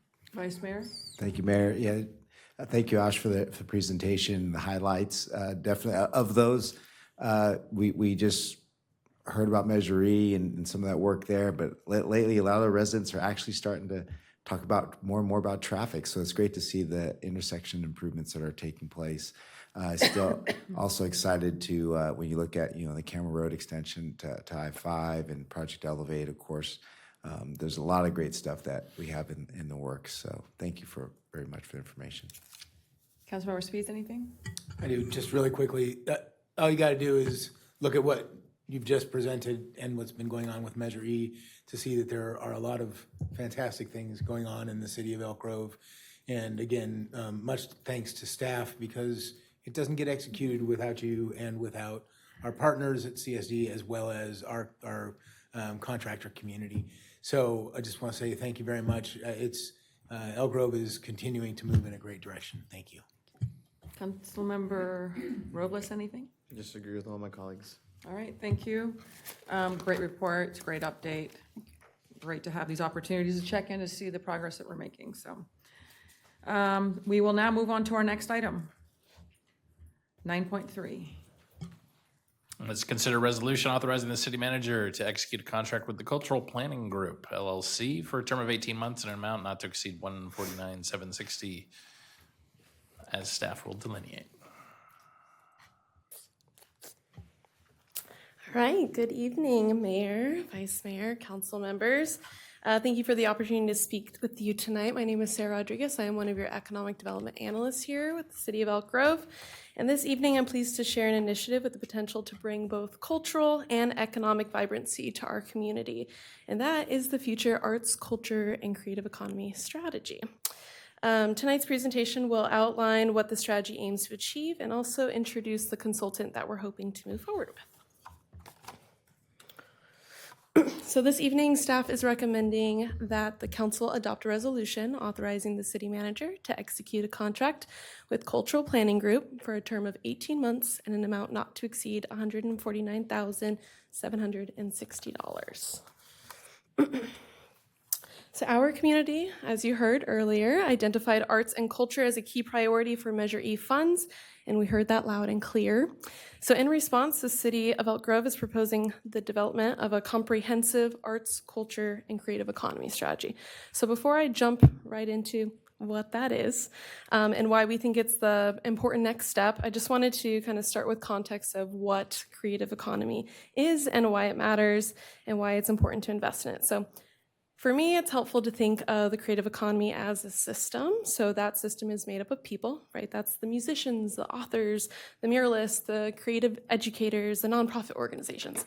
It's also made up of the places. That's everything from the theaters and the galleries to the small hubs like bars that also offer poetry night or something like that. And it also includes the programs, the events, the platforms that allow that creativity to circulate throughout the city. So when that ecosystem is healthy and it's invested in, it doesn't just stop at supporting culture, which of course is also beneficial to the economy, right? Good talent wants to come to a place with good culture, but it also supports it more directly.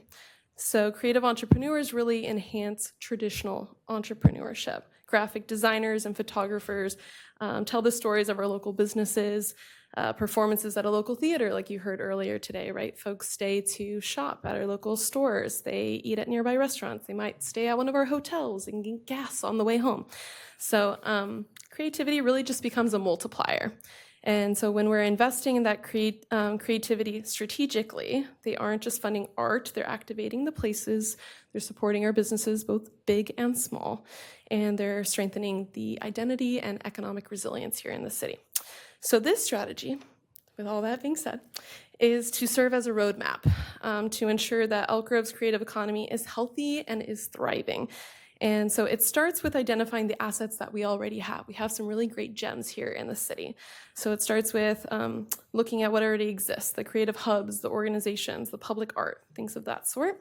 And then through the process of mapping out those assets and through a robust community engagement, including things like roundtables and interviews and workshops and online surveys, the strategy will also identify gaps in our current system, right? Ways that we can improve.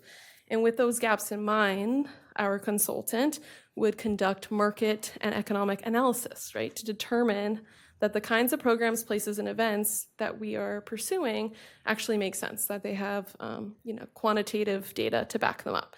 And that gives staff clear, data-informed guidance on how to best move forward.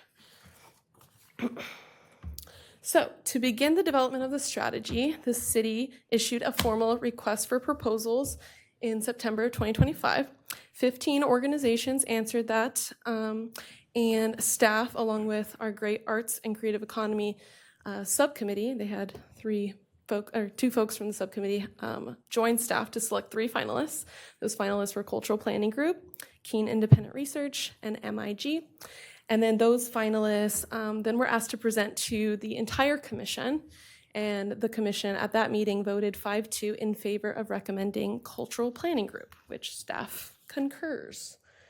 So who is Cultural Planning Group and why did their proposal stand out?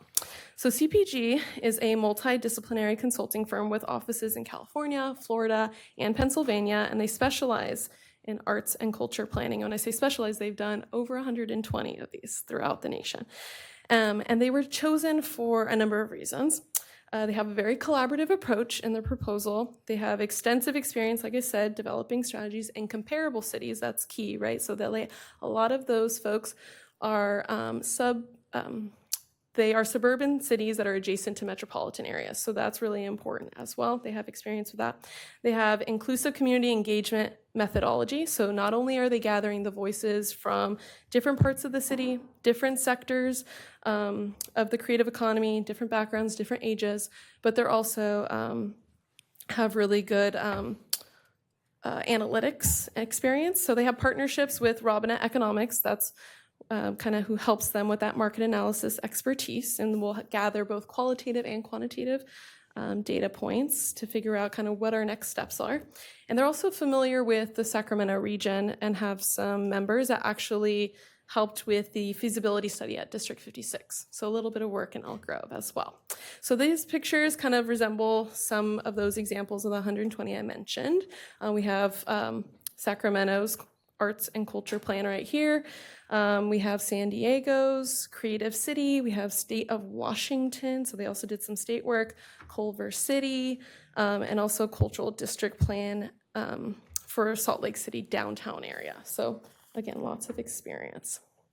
So here's that project team, Culture Planning Group. You'll see there in that like reddish pink color is the firm that the city will be contracting with. That's led with David, he's here with us today, and Linda. They are project leads, and they're joined with Rosario, who focuses on bilingual creative engagement. So together, the core team brings more than 50 years of experience in art and culture planning. And then Culture Planning Group also has team members in Robinette Economics that I mentioned earlier, who help with the marketing and economic analyses. And then DRTM, who help with the editing and the graphic design of the strategy. So collectively, the broader team brings more than 180 years of experience across arts and culture planning, economic impact analysis, and community storytelling.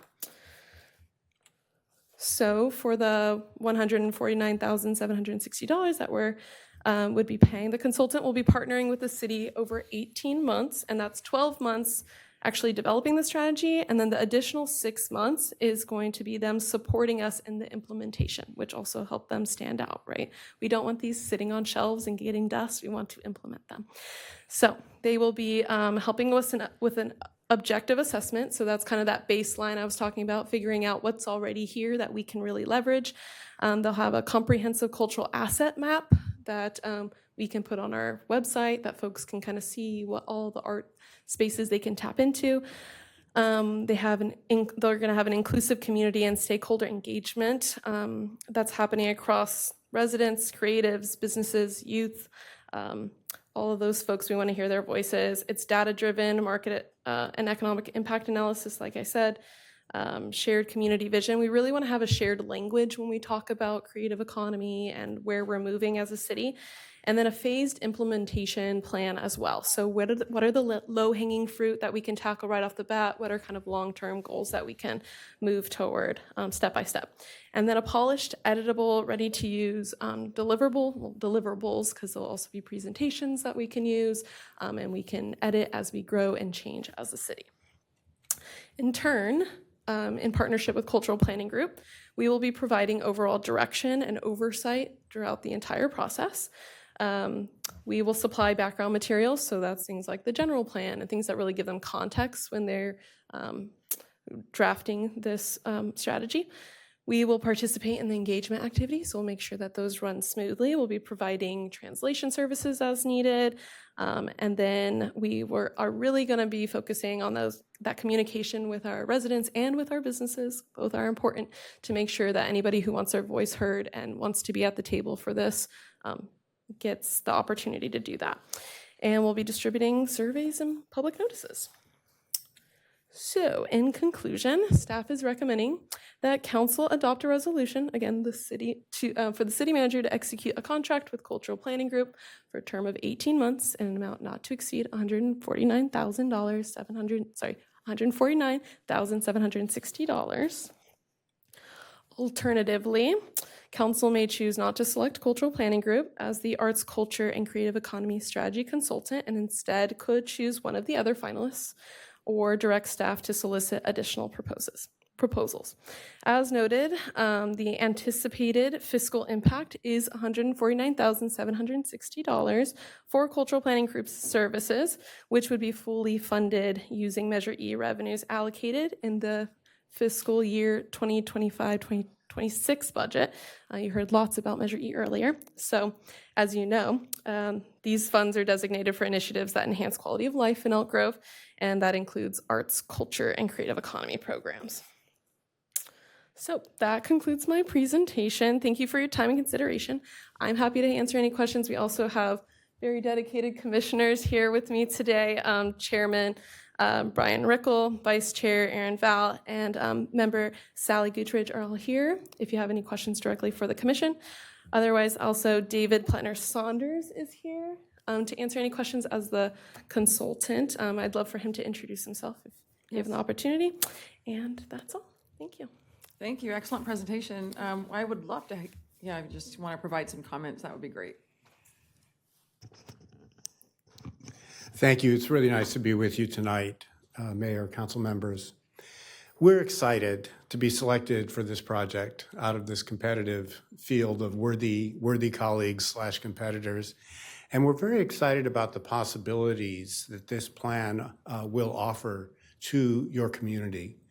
I think it's clear from Sarah's presentation, this is a very thoughtful RFP, intelligent scope of work. One of the things that stood out to us was that she and Daryl and the commission are integrating the arts, meaning the fine arts and nonprofit arts, with the commercial or for-profit side of the arts, and including all of those in the scope of planning, which is something we strongly believe in. And I'd be happy to answer any questions about our qualifications or anything else you would like to ask. Thank you. We wanted to just hear from you, so that was helpful. At this time, I'll open up public comment. No one's signed up, so I'll close it. Questions, comments, either of Sarah or for the cultural planning group? I'll go to the left here. You have anything? No question? Vice Mayor? Thank you, Mayor. David, thanks for being here. Appreciate it and your interest in our city.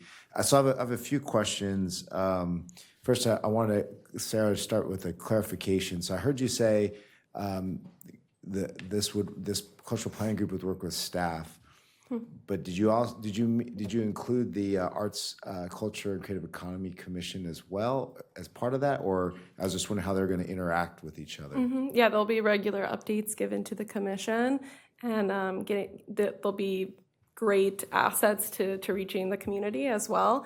And so, yeah, the staff member that is overseeing it will be the one overseeing the strategy as well, and they'll be giving them regular updates and happy to pivot. And they'll definitely see the draft and be able to review that and give any comments before the final draft.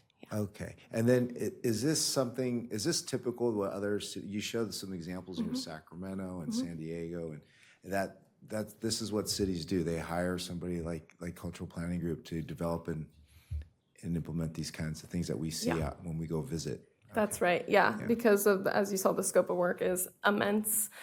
So usually they partner with a staff member of the city and then go through all of those key milestones and make sure that it's fitting not only with the city, but it is also very nice to have an outsider perspective, right? To have a bird's eye view, but to definitely hear from the community and make sure, the reason why the staff part is so important, right? It's that oversight, making sure that it's actually what you hear on the booth, on your everyday life here at the city. So I think it both are important and bring value, yeah. Okay, appreciate it, thank you. And then David, for you, have you heard of Pageant of the Masters?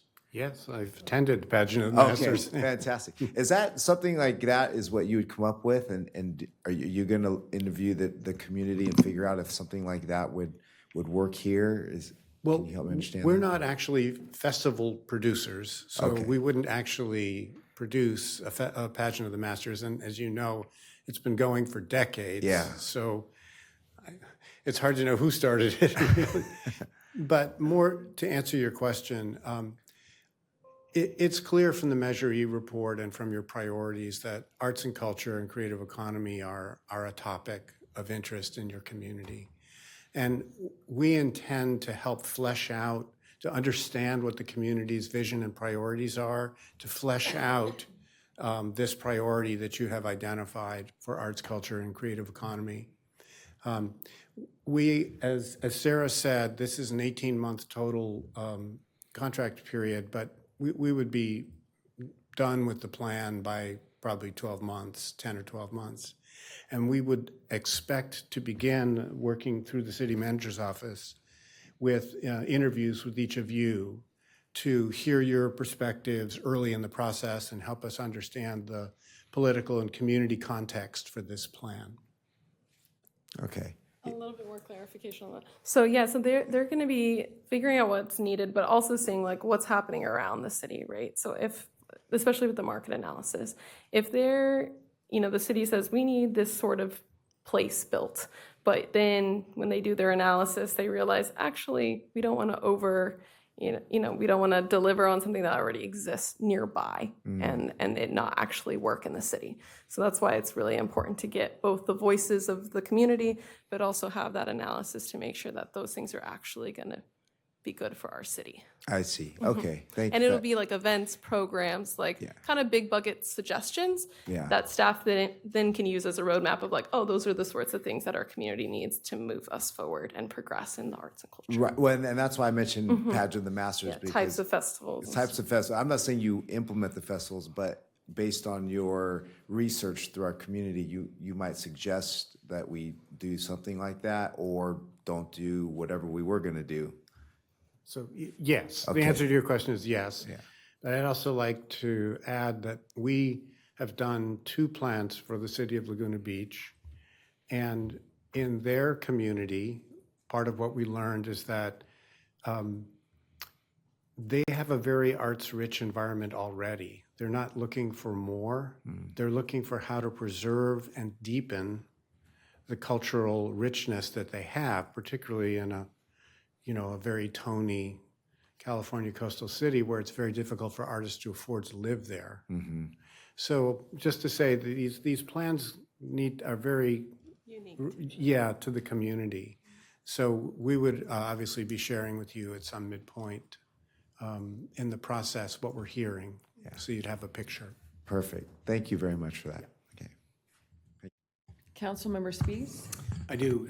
Just real quick, I think back, I gotta go back a little bit in the Wayback Machine to Judy Tafoya and this ragtag group of the Arts Advocacy Project way back when, and being involved with that, and talking about creative economy, and as this group was trying to put together what is creative economy, what does it look like, and it was difficult. It was difficult to explain. It was difficult to put something around it, right? Yeah, I remember. And so I'm really glad to see that not just that the committee is putting together what that means, but that we're now moving towards getting a consultant who can really help us take those real big nebulous cloud ideas that Judy had and bring them into the light of day. And so I'm excited about that. Looking forward to it. And so. Hey, Judy, if you're up there, we're moving on it. Judy was ahead of her time. She was well ahead of her time. Yeah. She was. Councilmember Robles? Thank you, Madam Mayor. Just want to say thank you, Sarah, for the presentation, and also David for being out here. I did read a little bit of, I think this is a post that you guys did for the Culture Planning Group. When culture equity leads the process, strong sense of place, higher participation, buy-in, and more suitable outcomes, communities feel represented, not just redesigned. I want to say thank you because that, to me, speaks to the core group of what you are as a group and as a consultant, and I look forward to seeing what you're going to be doing. And I'd like to make a motion, but Thank you. Yeah, great comments here from my colleagues. Big supporter of this, and our city's only 25 years old, but we still have a rich history. And converging what you do and the arts and creative economy. This is what we need to sort of take it to that next level. So really looking forward to this. I trust the judgment of the committee and staff and the recommendation and seeing all of the great work that you have done in other communities. Looking forward to seeing our city for one of your future proposals elsewhere. This is what we did in Elk Grove. You'll find your time here quite rewarding. It's very diverse community, every culture represented here. So, I look forward to you getting to work and showing us something fabulous. We do too. Yeah, so thank you for that, and thank you for everyone participating. Thank you to the Arts and Creative Economy for joining this evening as well. So with that, I think I heard a motion. Okay, we have a motion and a second. All those in favor, please say aye. Aye. Thank you so much. Congratulations. Yes, why not? Big step for our city. All right, next item, 9.4. Item 9.4 is to consider appointment of one voting member to the Disability Advisory Committee and one voting member to the Diversity and Inclusion Commission. Good evening, Mayor, Vice Mayor, and council members. I'm Jason Lindgren, your city clerk. As a result of our outreach at the end of 2025, To all of our city commissions and committees, we had some members step down as we turned into the new year, and that opened up vacancies, one each respectively on the Disability Advisory Committee and one position on the Diversity and Inclusion Commission. The dials have moved a little bit since the publication of the staff report, so I will say that there are 6 applications that have been submitted for the Disability Advisory Committee, and at this point we have what looks to be 11 applications for the Diversity and Inclusion Commission. My only last note is that one of the focuses for the Disability Advisory Committee, it does have a composition requirement, and our member that did step down, Mr. Steve Capps, he was a member with a disability, and so part of this is the vacancy is seeking out a member that has a disability, and so let applicants speak to that. I think we have numerous folks that are here to speak on their applications tonight, and I would just like to thank Brenda Haggard for moving, I think, the monitors. Thank you for that. Appreciate it for our speakers. If any of our speakers need any accommodations, please let us know. We do have wireless mics and things of that nature, so just please let us know and we can help you out. All right, well, thank you very much. At this time, I will go ahead and open up public comment. We have many people signed up to speak. Just as a friendly reminder, your time limit is 3 minutes. We will start with Sally Smith, followed by Caroline Martin.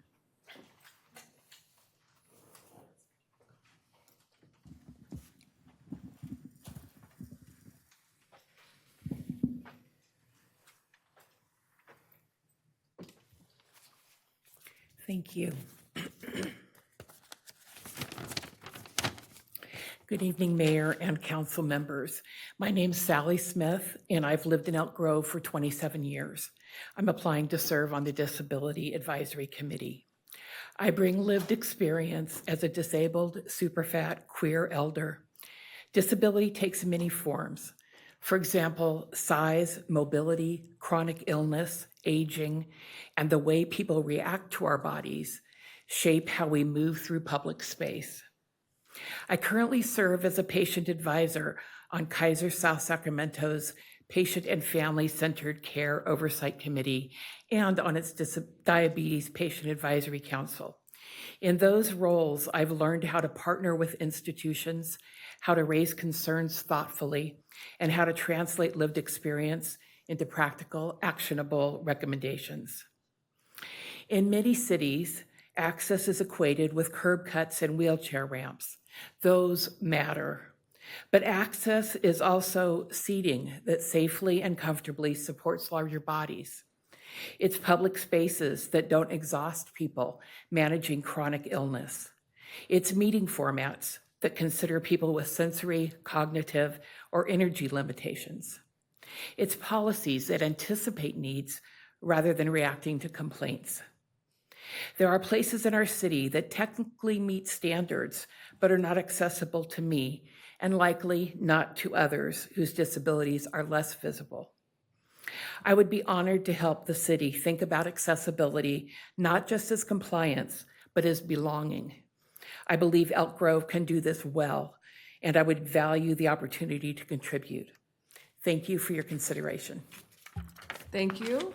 Next up is Cameron Naramore.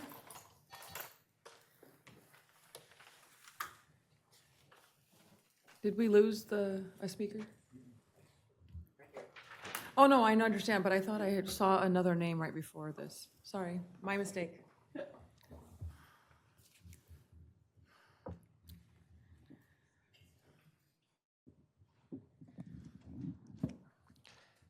Good evening. My name is Cameron Weinhoff Naramore.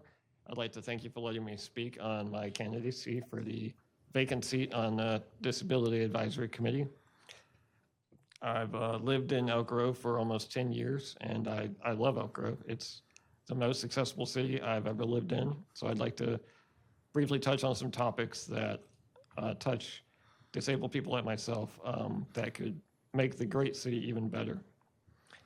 By and large, the sidewalks are accessible in the city. There are some weak points.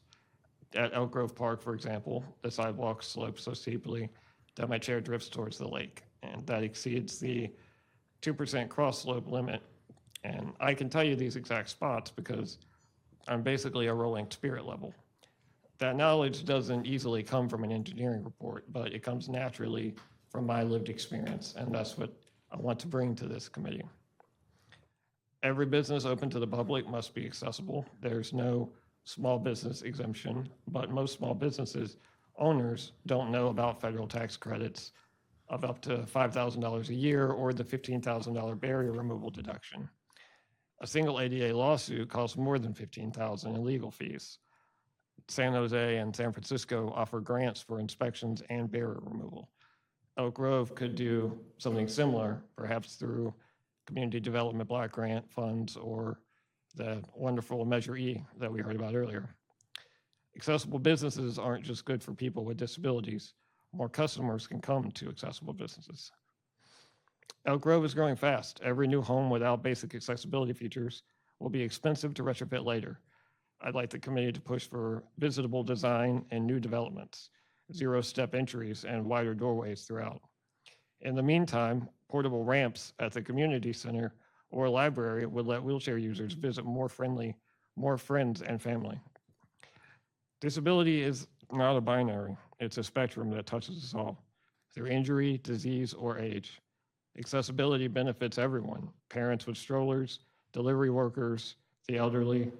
Investing in accessibility is investing in the whole community. In my spare time, I create accessibility interfaces and robotic systems that help people like me interact with computers and physical objects. Accessibility isn't just important to me, it's necessary. I'm informed, cooperative, and ready to advocate. I hope that you'll consider me for this vacant seat. Thank you. Thank you, Cameron. Next up, Caroline Martin, followed by Leticia Aguilar.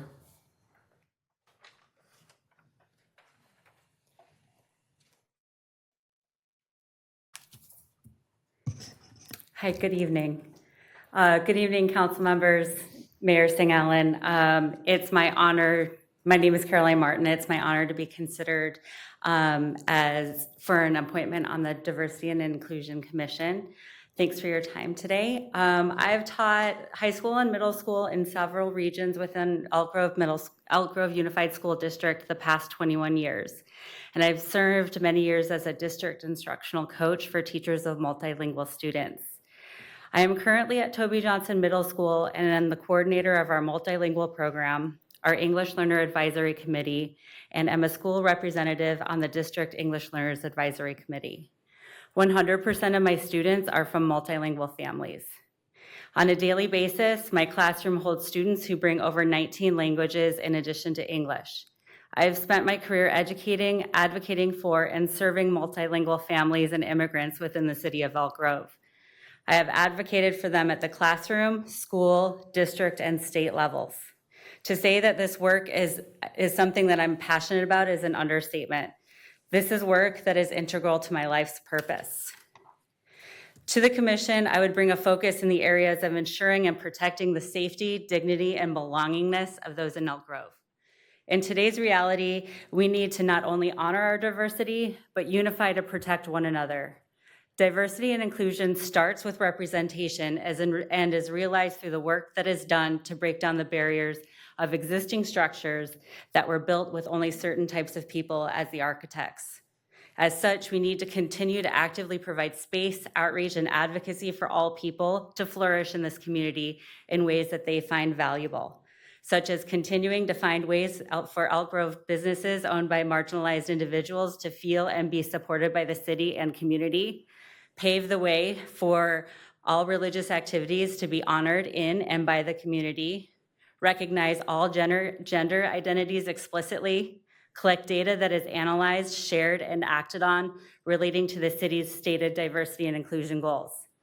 Our success as a city is determined by the extent to which our diverse population can thrive on a daily basis. If people from any culture, ethnicity, gender identity, language background, sexuality, age, ability, or religion are not given the chance to thrive on their own terms or do not feel safe or validated in Elk Grove, then we have lots of work to do. Again, thank you for your time and consideration. I'm especially grateful for your work in the area of sustaining and protecting the diversity in the city of Elk Grove, which I believe to be our biggest asset. I'm so proud to be a parent, resident, and teacher here because of this dedication. Thank you. Thank you very much. Next up is Leticia Aguilar, followed by Angelina Hinojosa.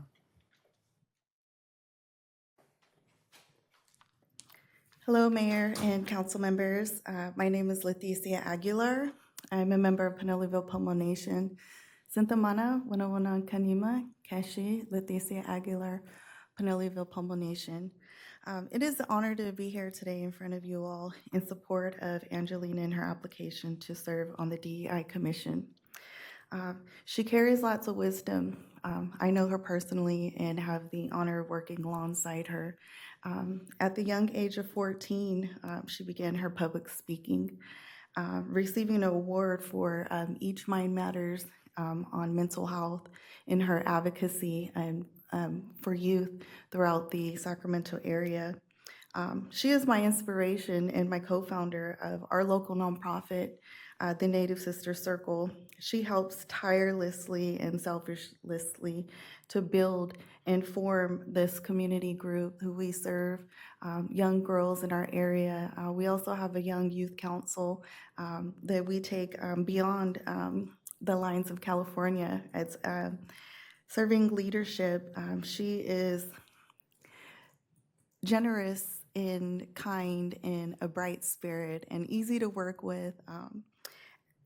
I believe that we can learn from our young people, and I'm learning from her every day. In this world of 2026 that we're living in, she carries a lot of that knowledge. She brings something fresh and understands the community that she serves. She also is a student at Sac State. She went to Laguna Creek here in Elk Grove, where we reside. She made her way to DC 4 times, serving her community, bringing up awareness and advocating on issues that we face in our community. She spoke with Deb Haaland in Biden's cabinet, and all of the work that she does it gracefully. She's been a part of fellowships where she's built relationships, and again, easy to work with. She don't have ego, but she has passion. Her fellowships took her all the way to Miami. So Angelina has done work on a state level, advocating on Prop 64, Measure L, which created the SAC Children's Fund, and which brings in a lot of funding to communities that she serves. And she continues to do so on an ongoing basis. And I just ask that you Google her, research her work. She's out there, and support her. Thank you. Thank you. Next up is Angelina Hinojosa, followed by Nick Wooten.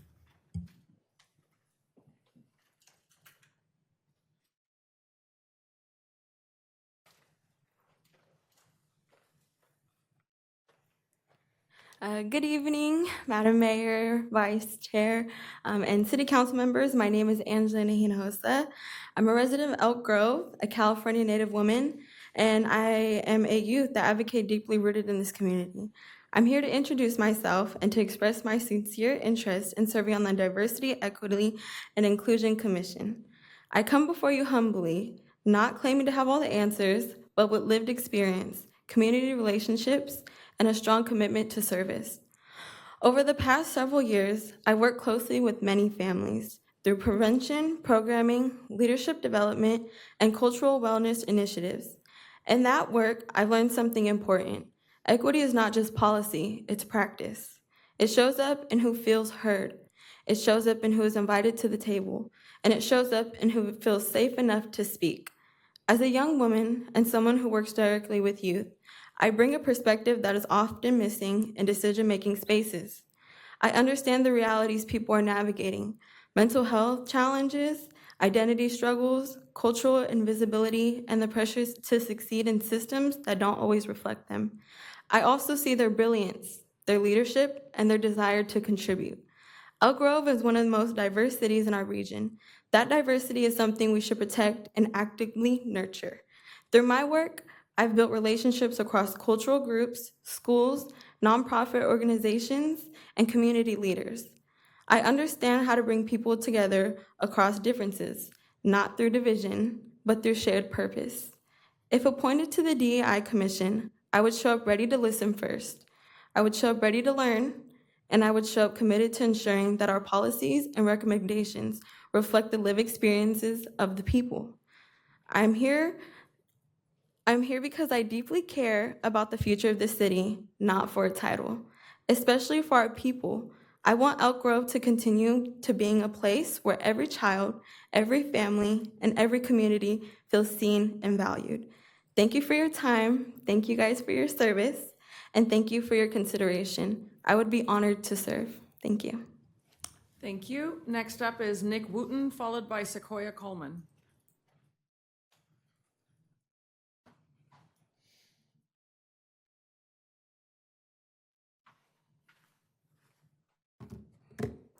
Good evening, Mayor and Council. Tonight, I'm speaking on behalf of Chairman Tarango and Reina Tarango as they wish to voice their support for Angelina on the Diversity and Inclusion Commission.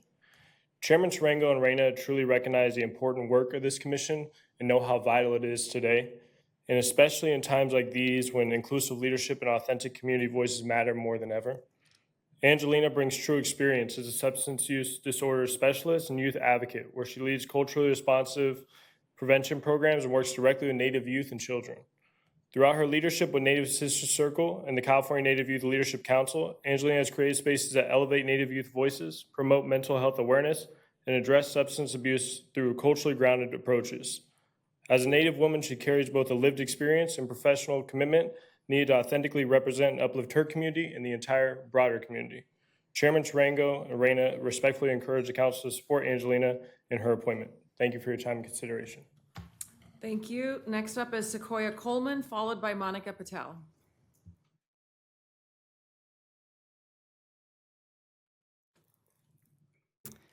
Estongo, Sequoia Coleman Joseph Cross. I'm a member of the Seminole Nation of Oklahoma and Muskogee. And I work for the California Native Vote Project as a Northern California community organizer. I'm here to uplift and support Angelina Hinojosa, who's running to be a part of the City of Elk Grove's Diversity and Inclusion Commission. Not only would she be the first California Native woman to ever be on the Diversity and Inclusion Commission, but she would also be the youngest. As someone who works directly with Native youth in the greater Sacramento area and all throughout Northern California, we encourage them to step into positions of civic power that we as Native people are not typically included in. I'm so proud and happy that she's even taking the chance to run for this position of this magnitude as a young Native person. She's leading by example, actively showing other Native youth that we as Native people do belong in these spaces, and that our voices, leadership, advocacy, and lived experiences are not only valid, but necessary. When we make space for young leaders, we strengthen our communities with insight, innovation, and lived experience that does deserve to be heard, respected, and uplifted. She's thoughtful, resilient, and deeply committed to uplifting and supporting her community, both Native and across Elk Grove. She brings a depth of knowledge, lived experience, and care that will meaningfully strengthen and better serve Elk Grove community as a whole. As someone who's witnessed her leadership and integrity and dedication to uplifting others firsthand, I can confidently say she leads with both cultural grounding and a strong sense of responsibility to her community. I wholeheartedly trust that she'll approach this role with a deep commitment to ensuring all voices are not just heard, but valued. If you couldn't tell from everything I just shared, Angelina Hinojosa is an incredible young Pomo woman and candidate who I know would work to make a positive impact as a member of Elk Grove's Diversity and Inclusion Commission. Mado, and thank you for your service and your time. Thank you. Next up is Monica Patel, followed by Jenny Rodriguez. Good evening, Madam Mayor, council members, Vice Mayor Darren as well. I am Monica Patel, and I'm deeply honored to share why I am seeking the opportunity to serve on the Diversity and Inclusion Commission. For me, this mission is deeply personal. As a Fijian woman who has called Elk Grove home for 2 decades, that went fast, I understand the importance of belonging. Our Fijian community is vibrant, proud, and growing, but many still feel unseen or unsure of how to fully engage in the civic life of our city. I want to help change that. I believe representation matters when people can see themselves reflected in leadership roles where their culture, heritage, and lived experiences are acknowledged. It builds trust and connection. I want to serve as that bridge between our Fijian families and Elk Grove, helping them feel welcomed, supported, and empowered to participate. Elk Grove's diversity is one of its greatest strengths, and I want to ensure every community feels that their voice matters. I'm especially passionate about advocating for women and girls. I want our daughters and all young women to grow up knowing that their voice belongs in every space, in leadership and policy discussions and shaping the future of our city. There are several ways I believe I can add value to the commission. With community engagement through my involvement with several organizations. I have built some strong relationships across many cultures. I can help the commission reach communities that may not traditionally be engaged, especially Fijian and South Pacific families. Cultural representation and education, I can help bring visibility to the Fijian and Pacific Islander experience in Elk Grove, whether through cultural events, outreach programs, etc. Women's empowerment, trusted leadership experience. I have over 38 years in banking experience in leadership and many years in community leadership roles. I bring a strong foundation in communication, collaboration, and conflict resolution. Skills essential to building inclusive policies and partnerships. Bridge building. My background working with diverse groups allows me to listen, understand, and bring people together. I can help strengthen connections between underserved communities and city resources. Ultimately, my goal is not only to represent the Fijian community, but to help foster meaningful connection across all communities in Elk Grove. I want every resident, regardless of background, age, or identity, to feel valued, heard, and included. Thank you for considering me. I would be honored to bring my experience, my passion, and my heart for service to the Diversity and Inclusion Commission and to help build a more inclusive and welcoming Elk Grove for all. Thank you for your consideration again, and thank you for the service you do. Thank you, Ms. Patel. Next up is Jenny Rodriguez, followed by Jason, is it So? Forgive me if I butcher it.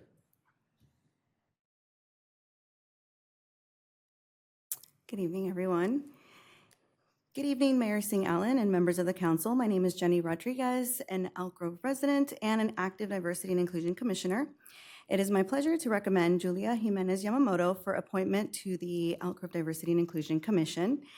Julia leads with active listening and understands that meaningful inclusion begins with engaging residents, hearing their experiences, and creating space for honest dialogue.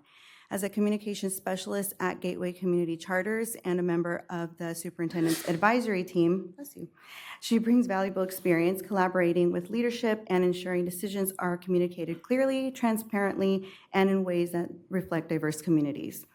She earned her bachelor's in sociology from California State University, Sacramento, and as a Latina woman and first-generation college graduate, she brings both academic knowledge and lived experience to her commitment to equity and inclusion. Her participation in the Creciente Latinx Leadership Program further deepened her understanding that true leadership is not only about advocating for one community, but about building bridges across communities and widening access for all. As an active commissioner myself, I know firsthand the responsibility and collaboration this role requires, and I am confident that Julia will do an excellent job serving alongside of us. She's thoughtful, intentional, and ready to help foster a community where all residents feel respected and valued. I strongly support her appointment. Thank you for your consideration. Good evening. Thank you. Jason So, followed by Julia Jimenez Yamamoto. Mayor, council members, thank you for the opportunity to speak with you today and for considering my application to serve on the Elk Grove Diversity and Inclusion Commission, as well as consideration for the Disability Advisory Commission. My story starts here in Elk Grove. I grew up in this community as a Chinese American who went through our local elementary, middle, and high school. Those experiences taught me what it feels like to belong and at times what it feels like to be on the margins. They also showed me how powerful it is when schools, neighborhoods, and local institutions make an intentional effort to include everyone. That is the perspective I hope to bring to this commission. someone who understands Elk Grove through lived experiences. After attending Franklin High School, I attended Johns Hopkins University in Baltimore, where I moved from caring about equity in theory to working on it in practice. I partnered with local government to tackle food insecurity in underfunded neighborhoods, helped write grants, and implemented community-based programs that improved food access and food literacy. I helped design and teach a civics curriculum for elementary school students, and through YouthWorks, I supported high school students in finding summer jobs and seeing themselves as future leaders. Growing up with ADHD and later mentoring others with cognitive disabilities also taught me that inclusion is not just about race and ethnicity. It is about neurodivergence, access, and whether systems adapt to different needs. Professionally, I work in public policy as a legislative aide, where I spend my days analyzing complex issues, weighing trade-offs, and helping leaders make thoughtful, forward-thinking decisions. I would bring the same grounded approach to this commission. I truly believe that diversity and inclusion are fundamentally about trust. Trust that City Hall listens, that residents from every background see themselves reflected in our institutions, and that our differences are not just tolerated, but respected. Over the past year, this commission has done meaningful work that truly matters. It signals to our community who belongs here, and I hope to build on that momentum. If given the opportunity to serve, I will show up, listen carefully, and work hard to turn community voices into concrete recommendations that help Elk Grove become even more welcoming and inclusive. I sincerely thank you for your time, your service, and your commitment to our community. Thank you. Our final speaker is Julia Jimenez Yamamoto.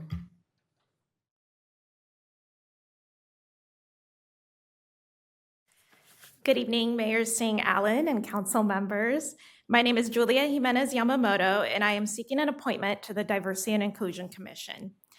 I am pursuing this opportunity because I believe diversity is our strength, inclusion is our responsibility, and belonging is the outcome that we should be striving for all residents. I would welcome the opportunity to support the council in advancing this work. As a Latina woman, I understand how subtle barriers can affect whether someone feels that they truly belong. Those experiences have shaped how I approach leadership, with intentional listening, curiosity, and commitment to ensuring that voices and access are accessible to all. I value respectful dialogue, even when perspectives differ, and I believe progress happens when we listen with intention and the intent to understand. Professionally, I work in K-12 public education and serve on my superintendent's advisory team. In my role as a school PR professional, I help ensure that students, families, and staff perspectives are incorporated into leadership discussions, and I translate them into clear, actionable recommendations. My experience has prepared me to help this commission elevate community voices and provide thoughtful guidance to the council. I understand that this commission exists to provide practical, well-considered recommendations, and I am prepared to serve as an ambassador in ways that are constructive and aligned with the council's goals. If appointed, I would work to strengthen trust, encourage meaningful community participation, and ensure that inclusion and belonging are reflected not only in our values, but in our actions as well. Thank you for your time and consideration. Thank you. And that is our final for public comment, so I'm going to go ahead and close the public comment. First and foremost, I want to thank everyone that applied, everyone that attended this evening, anyone that might be watching. Thank you for wanting to serve your city. We truly appreciate that. We'll start with the Disability Advisory Committee. I would like to move forward Cameron Naramore. Seeing no objections? No. Yeah, okay. Support that. All right, the next one. This one's harder. A lot of people that we know, all of us here.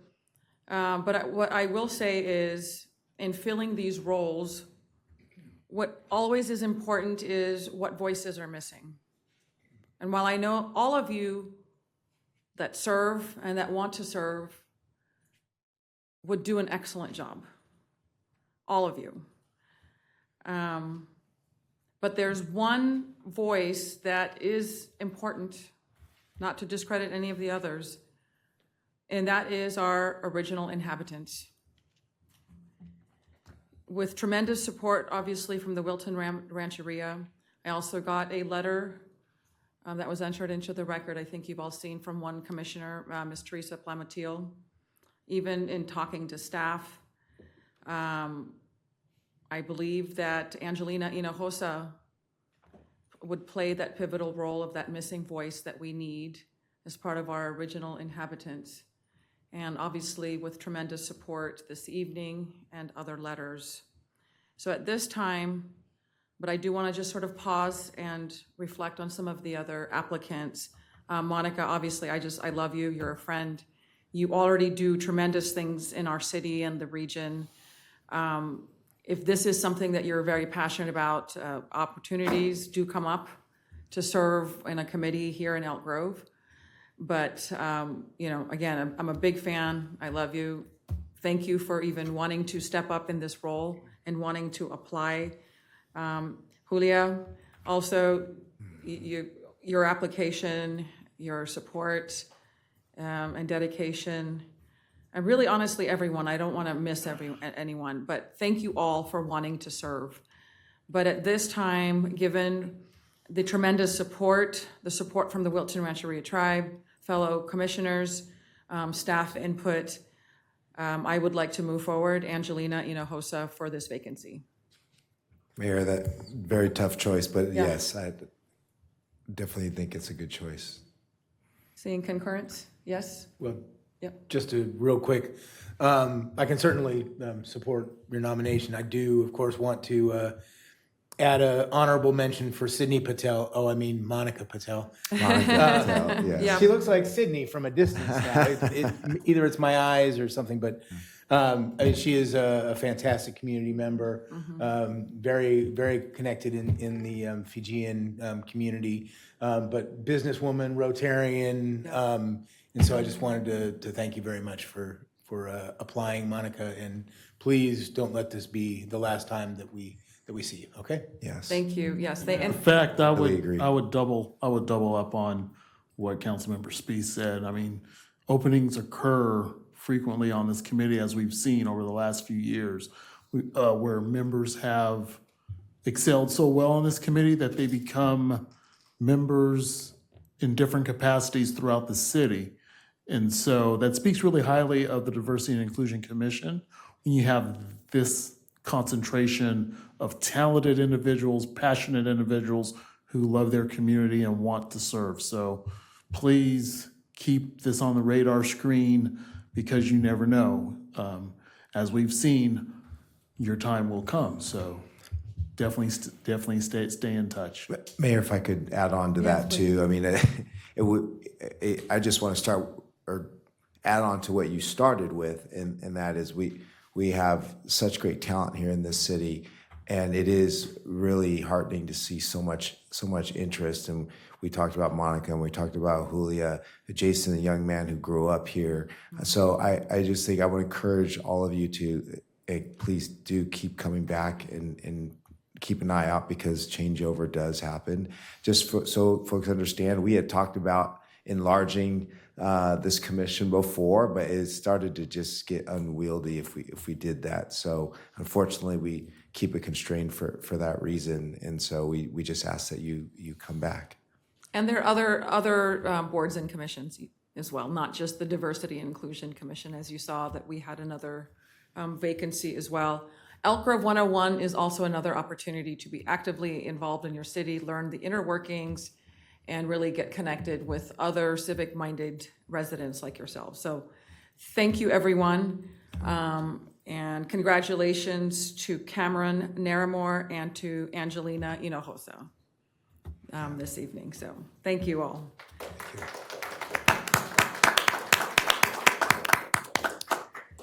All right, next up is item 10. Any reports from council members? I'll start to the right. Councilmember Robles. Have JPA Cameron Road connector on Friday, and then also air quality tomorrow.